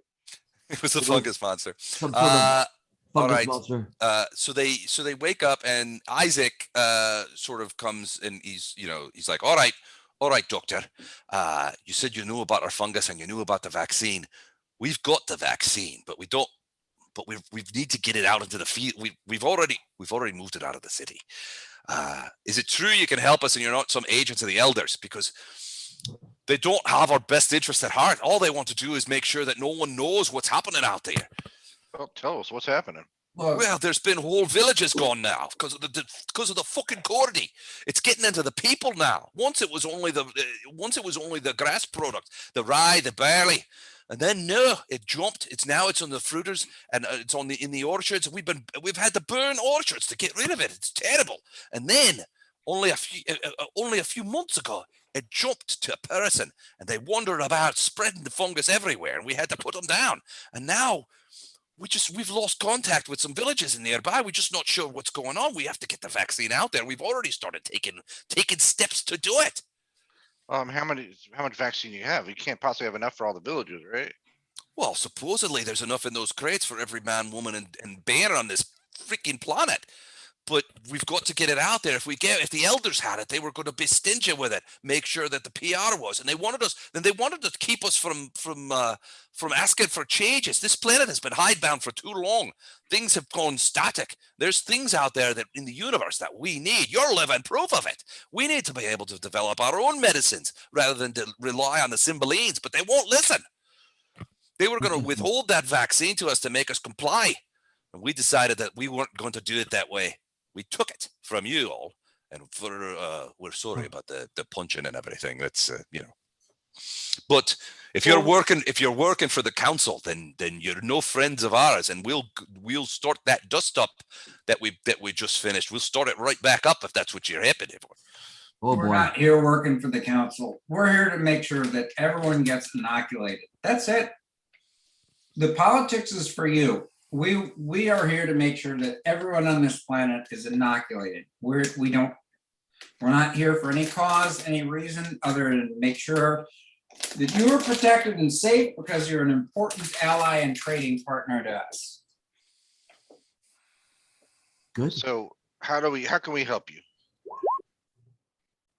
He Is there a believes way you. we can do this? He's like, well, you've got to talk to Vaish. Vaish has got the basically he says, look, we stole it from you, which was, I want to say, a night and a half ago, because you spent one night at Hurgut's, and then you spent, so it's like a day and a half ago is when you guys landed. So since then, what he basically tells you is that they moved it out of the city the very night that they took it, because they knew as soon as they took the vaccines that the Council of Elders was going to have guardians hunting for them, to try and, that's really funny.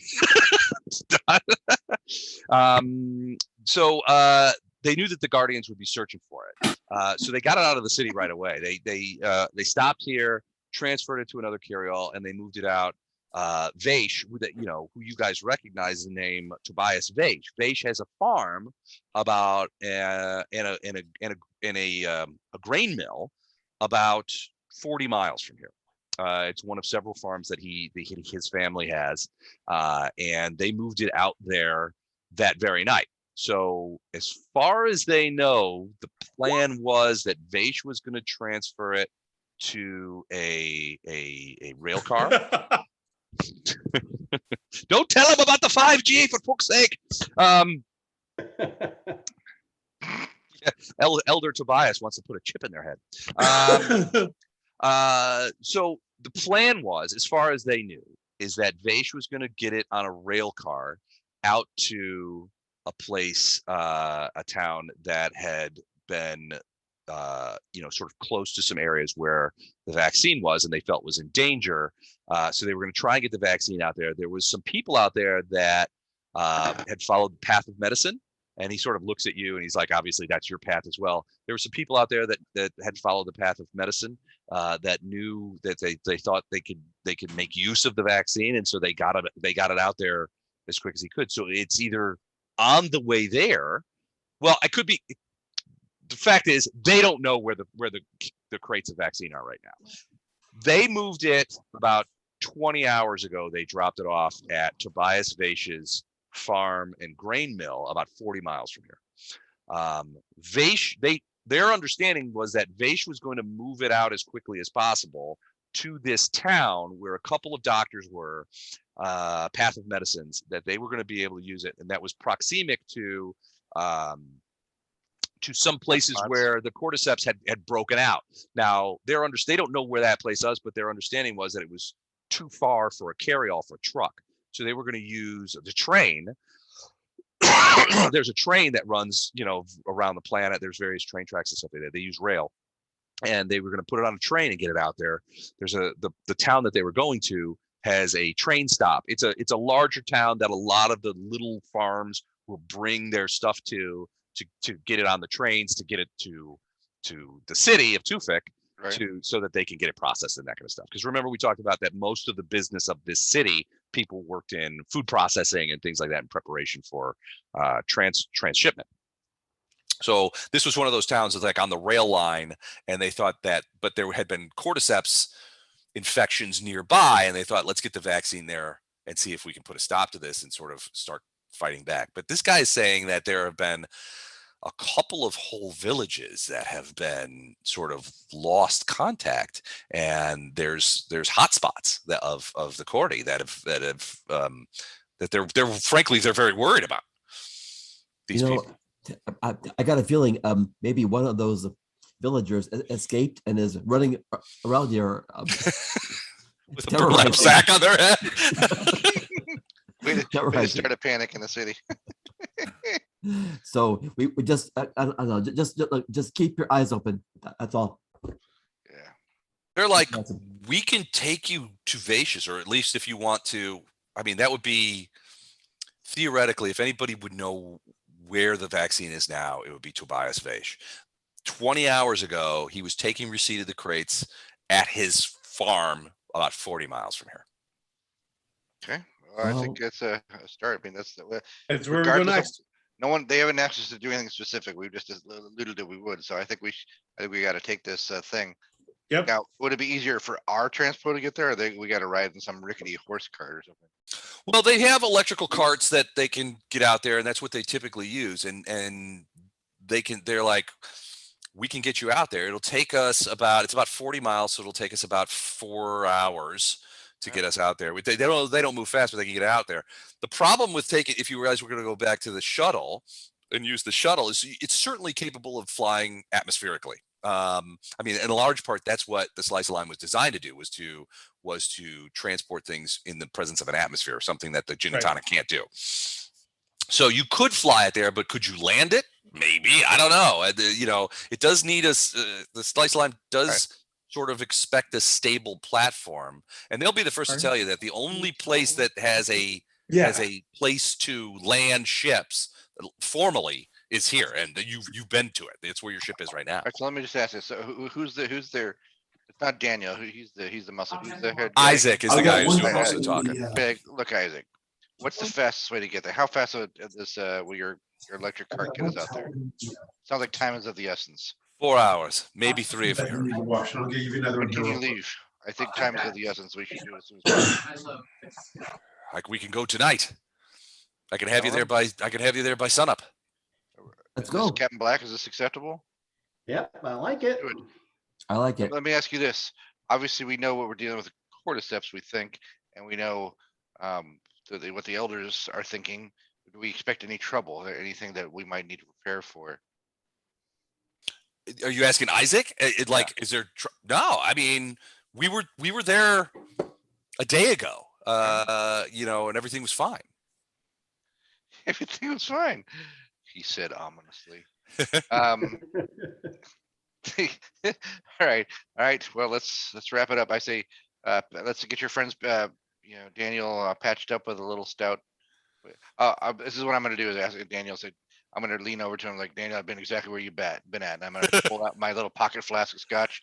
Why don't you take a hit of this? This might put a little hair on your back. He takes it gingerly. He's still a little groggy from the electrocution that he received, but he takes the flask and he sniffs at it. He's like, and he does take a solid hit, and he's like, oh, that's good.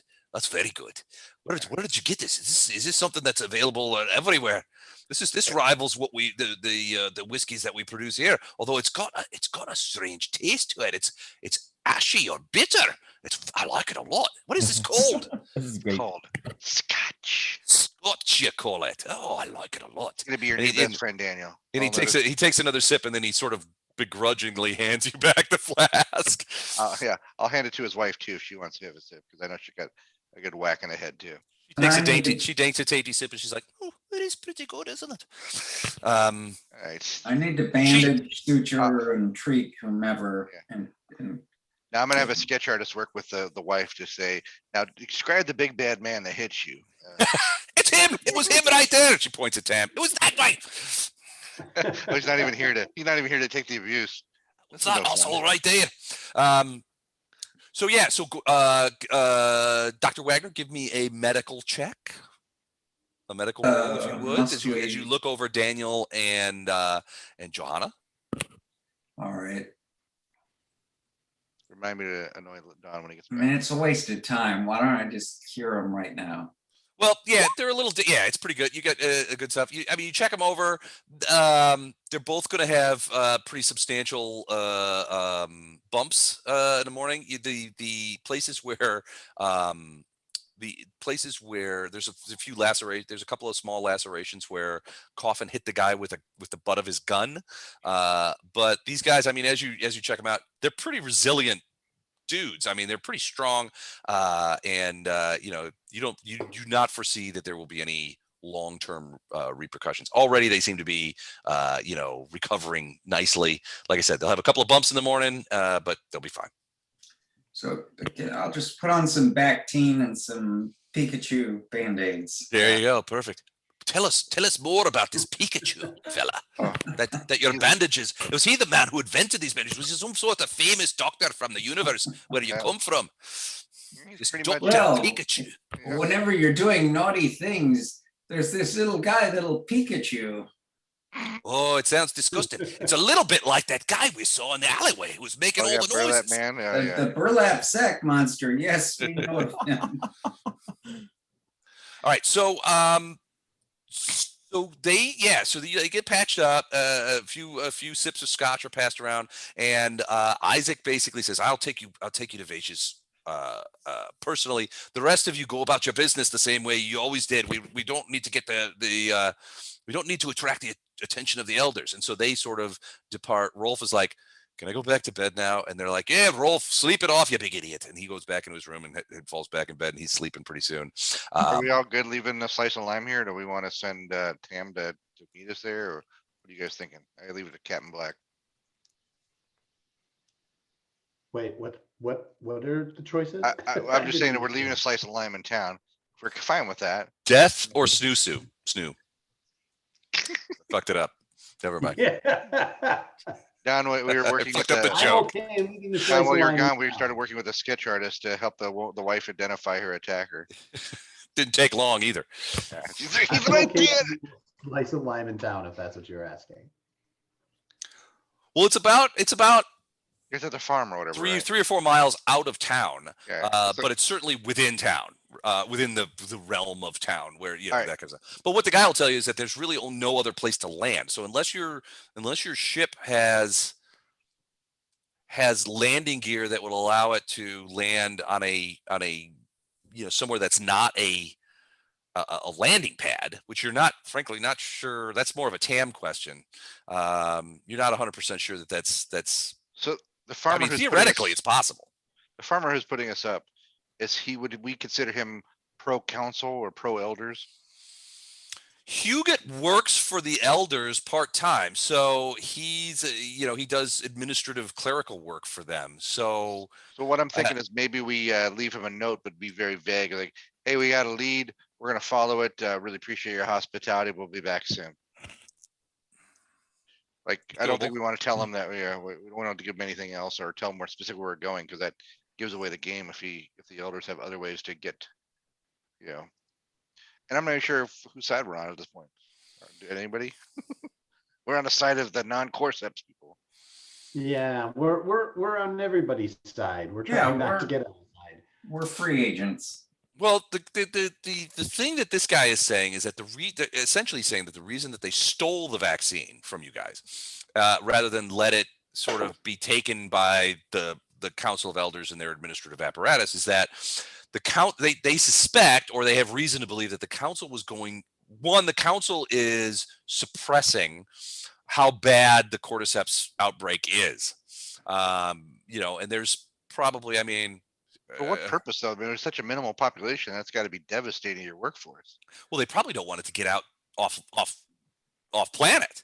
If it gets off planet, that's a real problem for them. So Hey, Doc, by the way, when we find this vaccine, make sure the 5 of us get injected ASAP. Well, yeah, I don't wanna be a I would cordyceps imagine zombie. that once we have it, we can make copies of it. I don't think it's very sophisticated or complicated. it's we not. do- It's actually it's relatively easy to synthesize. It's not a complicated molecule. And it's very effective. It's like we talked about last time. The cordyceps organism is not a complicated organism. But you you need the medicine to fight it. And in your experience, it has never jumped the animal human barrier before now. So this might be new, but your suspicion is that the vaccine will work because it's been delivered here. The thing is, it's been delivered here before. The universal wisdom is you don't eat the space chimpanzee. Yep. Space bat fell in a space pig, and somebody made a stew out of it, and now we're here. All right, so you guys are gonna do what? So Tam, did you guys want to figure out if it was possible to land the slice of lime in an open field? If it's 4 hours, I say we just go in an electric car. You're muted, dude. Oh, Don, you're muted. There's still and his he's voice. muted on purpose. And we appreciate it. Blissful. You don't want to know what he's saying to you. Right? Exactly. Hey, There he is. We're just heaping on the abuse while you were trying to. okay. We don't know if the shuttle will fit on the field until we take it there, but I'd rather just take the cart. If you want to take the shuttle, I'll drive it. Yeah, I think we should just do it. It's 4 hours away. It's not like on your side of the planet. Let's do it. Let's take the cart. We'll make a date of it. We'll pack a picnic basket. It'll be a fun outing. Look at a picnic basket. Right, and you said you wanted to leave a note for Gottfried Huget? Yes, but very vague. Like, hey, we got a lead. We're gonna follow up on it. Really appreciate your hospitality. Back soon. We're going to vaccinate everyone on the planet. All right. So you guys, Join the labels. the rest of these guys sort of disperse, and this guy, it takes a few minutes for him to go get the truck, but he shows up, comes back around, and it's basically a similar sort of like 8-wheeled carry-all that has a large back. Now, in this case, it's primarily for carrying cargo, but in this case, what he's done is they actually have sort of inserts that they've put in there that are seats, right? So for carrying people. So he's actually, it looks like he took some time to put this insert in there. So it's a lot more comfortable than the back of Huget's pickup truck, but because it's got actual seats. There's the big, but it's pretty much open air. There's no roof, that kind of thing. So when you guys, it takes about a half an hour, maybe closer to 45 minutes before you guys are like ready to saddle up.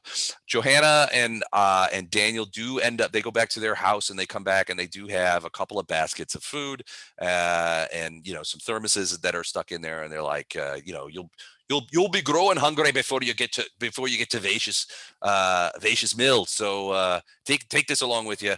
And Daniel sort of sorry, he's like he sort of like gives Coffin a nudge. He's like, sorry about those gut punches there, lad. No worries. I've had worse. He's had worse. I heard you get shot a lot with these guys. Is that true? Now and then, I've never been hit by a lot.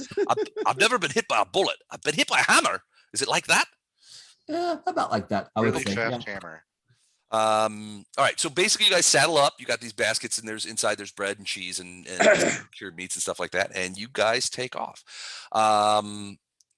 You guys are and it is about a 4-hour drive, and the roads they're pretty good, but as you get farther and farther from the city, you realize just exactly you start to realize how much of this planet is given over to agricultural elements. As you pass by, you can't help looking out the windows, and you do see, dawn is approaching, towards, as you get about 2 or 3 hours into the trip.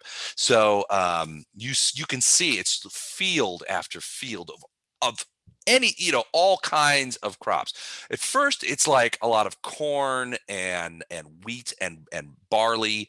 But as you get further afield, there's a lot of, there's one place where, it's like 45 minutes of drive time, and you see nothing but fruit trees, all different kinds of fruit trees, apples, peaches, and all kinds of stuff, which are just growing crazy out here. And then you come through, and it's more, bean fields, and in some cases it looks like you're looking at it as like square miles of fields. And then at dawn, you see off in the distance, you see what looks to be, at first you're like, what in the is that? It looks like some sort of kaiju. There's smoke coming off of it and everything. But once you sort of like get a chance to focus, you see that it is an immense tractor. way off in the distance that you can see. It's probably 100 feet across Man. the thing, and it's just moving very slowly. You can see a thin curl of smoke going up in the sky as it's sort of moving across. You can't even hear it. It's so far away. It's probably 2 or 3 miles away from where the road is, but you just see this kind of like trucking across there. Dawn opens up and you begin to see more traffic on the roads. When by traffic, I mean about once every 15 minutes or so, you see one of these trucks or a larger tractor kind of come through. On a couple occasions, you can see the guy wave, and it, just like driving through Southern Illinois, every person that you see at the intersection, it's slow enough to see, you have to wave at. So, it's like that. I bet they don't get to see a lot of skinnies on carts out here. So No. Well, they can't really tell. I mean, you guys are. I mean, it's not like they can tell you're off-worlders from there. You're just like heads, sitting down in a back. Are you trying to prepare us to our visit to your house in a couple of weeks? Yep, that's what he's doing. No. Wave to people. Wait, Your neighbor is going to stand there slack-jawed waving at us. the slack-jawed local Look at the from skinnies. Southwest Illinois. My neighbors might say something, but certainly look at the skinnies won't be among it. Sun comes up. You guys are rocking down through there, and pretty soon you hear sort of on a little, he leans back through the slide window from the cabin. He's like, in about 10 minutes, we'll be there. And, he begins sort of like wheeling around, turns down a little road, begins going down a much rougher road. You guys are getting bounced around a little bit, and it's just a little different, a little bit more rural as you go down there. A sec.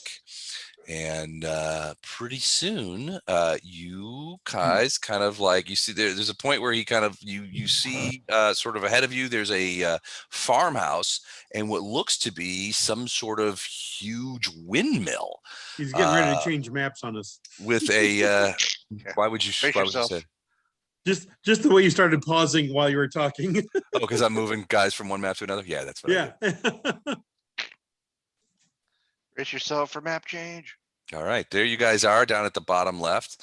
Isaac is with you, and you guys can kind of park. You have to kind of park far away because a lot of the ground is Fields. Is sort of fields and covered giant ants. They're not ants, but instead they're more like blackberry bushes. It looks like the pumpkin patch from It's the Great Pumpkin, Charlie Brown. It does look like a little bit that. They're blackberry bushes. You can see that there's a penned off area here with another bunch of foodstuffs. So, some sort of food growing in there. There's a farmhouse over here with a big deck around it that sort of wraps around it. You can't see sizes and everything. And then here you could see what looks to be a large windmill. It's even though there's a breeze, it's not spinning or anything. Is it doesn't the seem to biggest be deck moving. we've ever seen? It's a pretty big deck, but I don't know if it's the biggest you've ever seen. That's a big dick. That's a big deck. So you guys, huge dick. It's the biggest deck I've ever seen. I've never seen such a deck. Big. All right. Look at the size of that thing. You could pile lesser decks on top of it. Well, I feel like I'm back in Boy Scout camp. Bigger than a bag of dicks. Takes me back to my prison days. Yeah. All right. I'm kind of worried about your Boy Scout troop. I'm a little worried too. Same as everybody's. Now we're assuming everybody's friendly and then as everything be above board, but I am gripping sweetness under my jacket just in case. Is that a euphemism? Oh, the gun. Yes, I got it. Yeah. This is for fighting. This is for fun. All right. So you hear this guy yell out, Tobias, where are you? We've come. Get your big deck out here. I brought you. Yeah.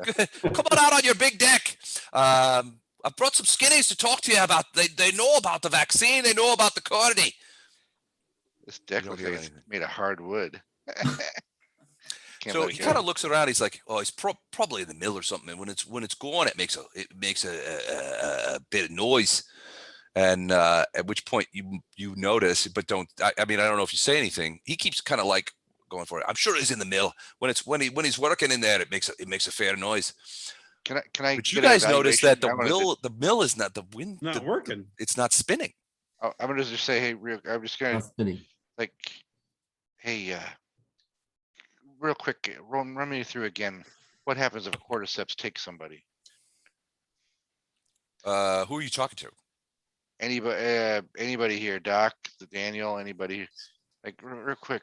Zombie. Run this- I'm gonna let the DM do my talking for. Zombie.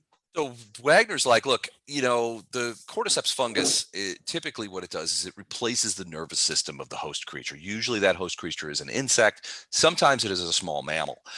When it does that, what it does is it takes over the nervous system and acts as a sort of separate secondary nervous system, and it gives the creature, who by now is effectively dead, but it gives the creature's limbs and parts of the organism that matter. It continues to send electrical impulses to things like muscle tissue and brain tissue and certain elements of brain tissue, and it does this in order to create an environment in which the fungus might spread. So if it's an insect, say if cordyceps were to infect a bee, one of the things the secondary nervous system would do would try to incentivize the bee or force the bee to fly back to its hive, where there would be a lot of other bees that the fungus could then jump to. Now, the fungus itself, at least in Dr. Wagner's knowledge, is essentially, transferred by contact, and usually that contact has to be spore to either some sort of mucous membrane in the case of small animals, or some sort of spiracle or ventricle, usually the breathing apparatus of an insect. Once the spore is inside the creature, that's when it begins to multiply and ultimately move towards the thing. For small insects, from contact to total infestation and supplanting of the nervous system takes about 24 hours. For small animals, it could take as much as 24 to 36 hours. Once it's inside the body, it moves very quickly. I think, nothing has been told that something's happening here, but I got a bad feeling about this already. So I thought we'd just need a quick refresher of what we're up against. The presence of an individual map does not necessarily mean that there's a problem. Usually the True. DM doesn't create the map unless he needs to. No, I'm sure he just wants to show us his rendering of Blackberry. That's fine. We were in the bar and there was no fight there. That's Refresh my true. memory. Very from true. Not for lack of trying. So are they asymptomatic for those first 24 to 36 hours? Oh no, pretty quickly there'll be some they'll be suffering problems. Once the fungus is inside a host, it multiplies very quickly. The 24 hours is usually when you could consider the creature to be deceased, where in that its nervous system has been essentially replaced by the fungus, and it forms that secondary or tertiary nervous system that starts controlling the creature. That's the time it takes. But even within a half an hour to an hour of exposure, the creatures will, the insects and animals that have been infected with the fungus, they will begin to exhibit certain characteristics, a jerkiness of, they'll start to lose control of their limbs, which is characterized by a jerkiness of muscle spasms and things like that. Oftentimes visible aqueous humors will take on a gray or sometimes considered an orange cast in the small animals. You don't see that in insects as much, but small mammals have aqueous humors in the eyes, so the eyes will take on certain characteristics, usually gray, and then probably halfway through the process, fruiting bodies will begin to sprout and emerge through any orifices, and in some cases breaking through the carapaces of exoskeleton insects, or through the skin of mammals, where you'll see fruiting bodies produced. Sometimes these are long, sort of skinny protuberances that pop out. They look like antlers a little bit. Sometimes they're actually very mushroom-like. All right, so I convey all this information in very basic language to my colleagues. Use basic dry erase markers and pictures. Real quick, one last question for Daniel and Isaac here. Is it, they're both with us, right? Just Isaac is with you. Just like Isaac, real quick. If we came across somebody like that, your people don't seem to have a lot of distance weapons. How do you put somebody down normally? Because I assume you don't want to touch them. Well, usually we'll net them. We'll try and you know, we hate to say it, but we try to crush the skull in some manner, and then we burn them. All right, appreciate it. Fields infected with the cordy have to be burnt. Animals are crushed and then put out of their misery. We try to be careful. The crushing's usually done, you know, with hammers, and we wear masks and gloves. He will point out, and Dr. Wagner will agree, that once a creature is showing the fruiting bodies, contact with those bodies, especially contact with I don't know, orifices, the eyes, nose, mouth, you know, any open wounds that will allow spores to get in. He will tell you that they can sometimes, the fruiting bodies will what they call, well, they won't explode, but they will sort of like go but the distance is really close. Those spores are relatively heavy, and they don't move more than about 6 inches. Excuse me. All right, I'm just gonna remind everybody here. I think most of us were in retired Navy, so I'm just gonna remind the lads here that just like any sort of shore leave, we don't touch any alien orifices while we're down here. Oh, all right. And no kissing. Without a condom. All right, so Isaac begins. He's like yelling. He's like, "Oi, Tobias, where are you, lad?" Okay, anything with an antenna or mushroom growing out of it, shoot. Okay. Agreed.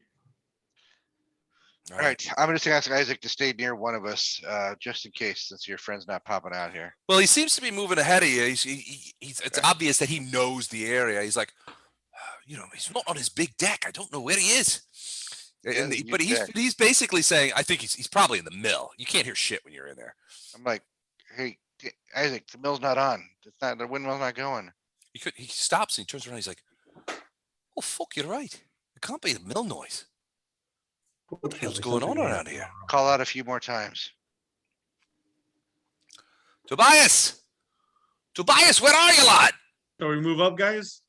Yeah, Yeah. I'm gonna move up to, I've got my body pistol drawn. me too. Stun stick at the All right, ready. sweetness, keep me safe. Sweetness. Where am I? Tobias or Is this Daniel right here? Isaac Right? looks. That's Isaac. Yeah. Oh my God. This is we the turned into doctor. I one. should- Isaac looking around. He's just like, well, he might be away. I guess it's possible, but usually he's got some lads here that is that a gun? Did you bring a gun here? He's looking at Coffin's Not pistol. a knife fight. Like, hey, Oh my lord! I We don't wouldn't- think we I've wouldn't hurt- I've never seen a gun. Does it shoot? only if we have to. I just want to make I'd sure rather you're not. safe. And I don't think we want anything, just in case anything is out here beside your friend. All right. First of all, since it's daytime, let me give you guys some light, so Give you us some light. so you can see. In the beginning, there was darkness, and less We've got said, plenty of light. let there be light. Yeah, Yeah, but I don't know that you guys have sight, so I'm giving you yeah, real quick. I'm going to he's- give you guys all sight. he's putting some shade on the huge deck to Okay. give it a little definition. So you can see the bulging veins and stuff on the deck. Is this joke played out yet or no? Are we still doing phrasing?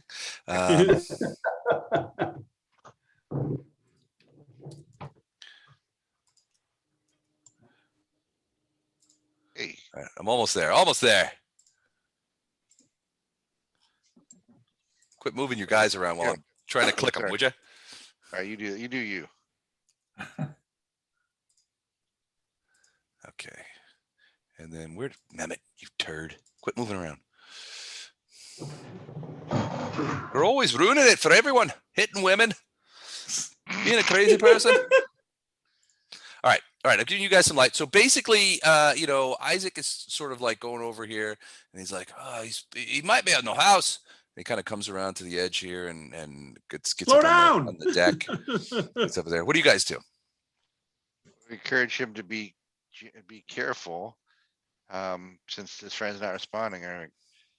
And I think all of us who have been, I think have a prickle on the back of our neck here, so we're eyes up and looking in every direction. But we're trying to catch up with him a little bit here, so we can. Do you need us to move? Can we move our guys now? You can move your guys, yeah. Anywhere we want. Well, I mean, within Into the reason. building. Yeah, back on the gin and tonic. See ya. Meep. Captain, give me a quick. Well, we don't have perception in this. Give me an intelligence check. Okay. What? How about you, Weber? Oh, Give yeah, me an intelligence check. I'll encourage the doc to. So if it's 11, it's +3 or +2. 11 is +3. And Mehmet, you as well.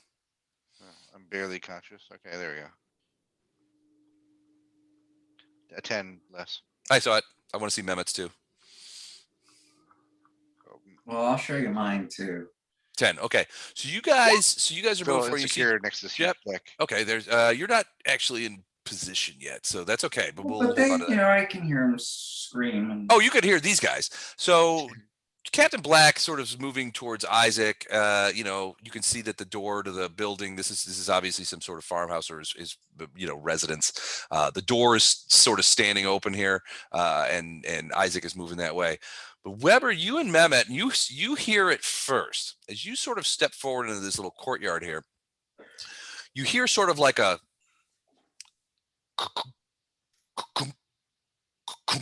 sound, and at first it's quiet. It's not sharp. It's like sort of like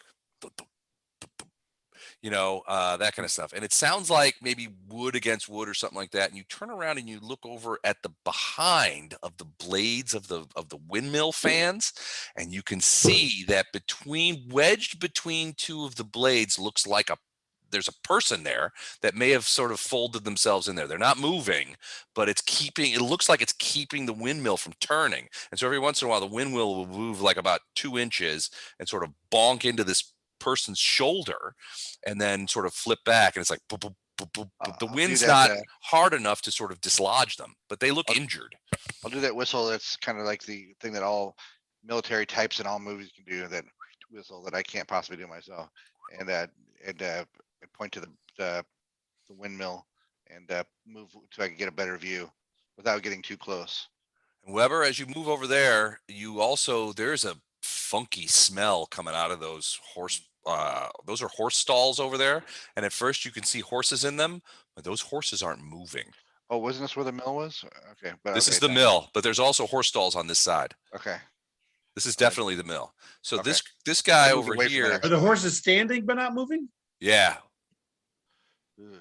I'm like, guys, we got a serious problem here. Who's got the flamethrower? Oh boy. All right. I brought a Zippo. I'm really quickly looking over at how tall is the deck compared to everything else in the area here? It's just a single step up. Okay, so it's not like I can. So I do yell out, guys, there's somebody over here. Yeah, that's the person that we saw Weber sort that's of wedged pointed. in there, right? Yeah, it's sort of Right, wedged in there. Sorry, They're not moving. But you look over there, and Wagner, you look over there. That person is almost certainly pretty badly injured. Black, where are you going? It's hard to tell from this distance. You're kind of far away. But Wagner, with your 11 intelligence check, you take a closer look, squint a little bit, and this is what you see. Oh, my But he's God. fine. Oh boy. It's Jesus not Christ. moving. It's not moving. It's weirdly, it's not moving. It's just sort of stuck in the thing. It's almost kind of like bent over a little bit, and the thing just kind of hits it on the back of the shoulders. Hey, Doc, Weber, how long do you say this takes to come to maturity? We're about 24 to 36 hours is when it really blooms, but you'll start seeing signs like that within 12 hours. Isaac, how long since you saw this guy? 2 days? it's been just over a day. Nobody touched nothing. So he's backing off. He's like, oh shit. Oh shit. They've got the Kurdi here. It's so close to the city. What are we gonna do? We're Where gonna would you- eradicate it. You Yeah, hear him yell where- out, Tobias! Tobias, where are you? Where are you, lad? Is that Tobias right there? I don't Real know. quick, I can't tell. Isaac, Let me Where see would his he have face kept again. the vaccine? Ah, I don't think it's him. Where would he have kept the vaccine? He was going to move it. He was going to move it by rail. The rail line is about 3 miles that way. Christ. All right. Okay, we have to make sure all the mushroom people are destroyed here. So we do Maybe need somebody- to investigate everything. Doctor, why didn't you Captain put Black? a bullet through the mushroom? Yes. You see a man sitting. It looks like a man. So you see a man sitting facing away from you. It looks like a couch over here. Yeah. And there's somebody sitting in it. And I he's was waiting facing for away you to from tell you. me whether I saw him. Yeah. And he's sitting, I said, hey, guys, there's another one inside. He's facing away from you. Like this. I know, I'm Doesn't letting seem to the be guys behind moving. me now. Why don't you go give him a tap on the shoulder? I would suggest that any life forms we see here be avoided and burned if possible. What do we have? What do Does he we look got? like a mushroom-headed guy, Les? Not from here. I mean, you don't see any antler-like or fruiting bodies or anything on him, at least from this distance. But he's not moving. We might need to make Again, sure. if you see any life form, assume it's been violated Compromised. and burn it. I agree, but we got to make sure that the vaccine isn't here. Don't you think? Well, that's a good point. Can we look for the vaccine and not go near the mushroom people? Oh, I'm sure that'll be fine. Guys, if we can confirm they're mushroom people, I'll put a whole bullet through them from a distance before we go anywhere. Weber, Make give me an intelligence check when you get a moment. Another one? Okay. Yeah. How intelligent do you think I am? So Isaac. Less so. I got it. It's on me. I got the quarters. So Weber, everybody's kind of talking, and Captain's like, "There's one in here," and so the first thing you do is and Coffin, you see this too, is Isaac comes off that porch and he's just like, he's looking around. He's like, oh, I mean, he looks genuinely frightened. These little dudes, they're tough as nails. He looks genuinely frightened. Then you hear something, and at first you think it's coming from this horse stall. But then you're like, well, there's nothing moving in there. There's no reason why that sound is coming in there. But you hear what sounds like, well, the only way you can describe it is sort of a rhythmic sort of pounding. It's like boom, boom, boom.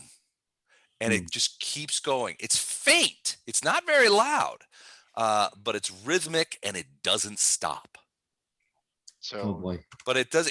But you can't see anything making that noise in the horse stalls. Kill the horse too. all right, But We're it about to sounds like kill it might be everything here. behind the horse stalls in some real way. quick, before we start putting everything down that we can see, what are we armed with besides the body pistol? What do we got? Like, what's our complement? Right here? Stun sticks. Body pistol and stun sticks. Yep. Stun I sticks ain't gonna also do have shit. a personal defense laser. Okay, his arm, right? It's Oh, in you my got arm. that injury in your arm. That's right. So he has a laser. He's not just happy to see you.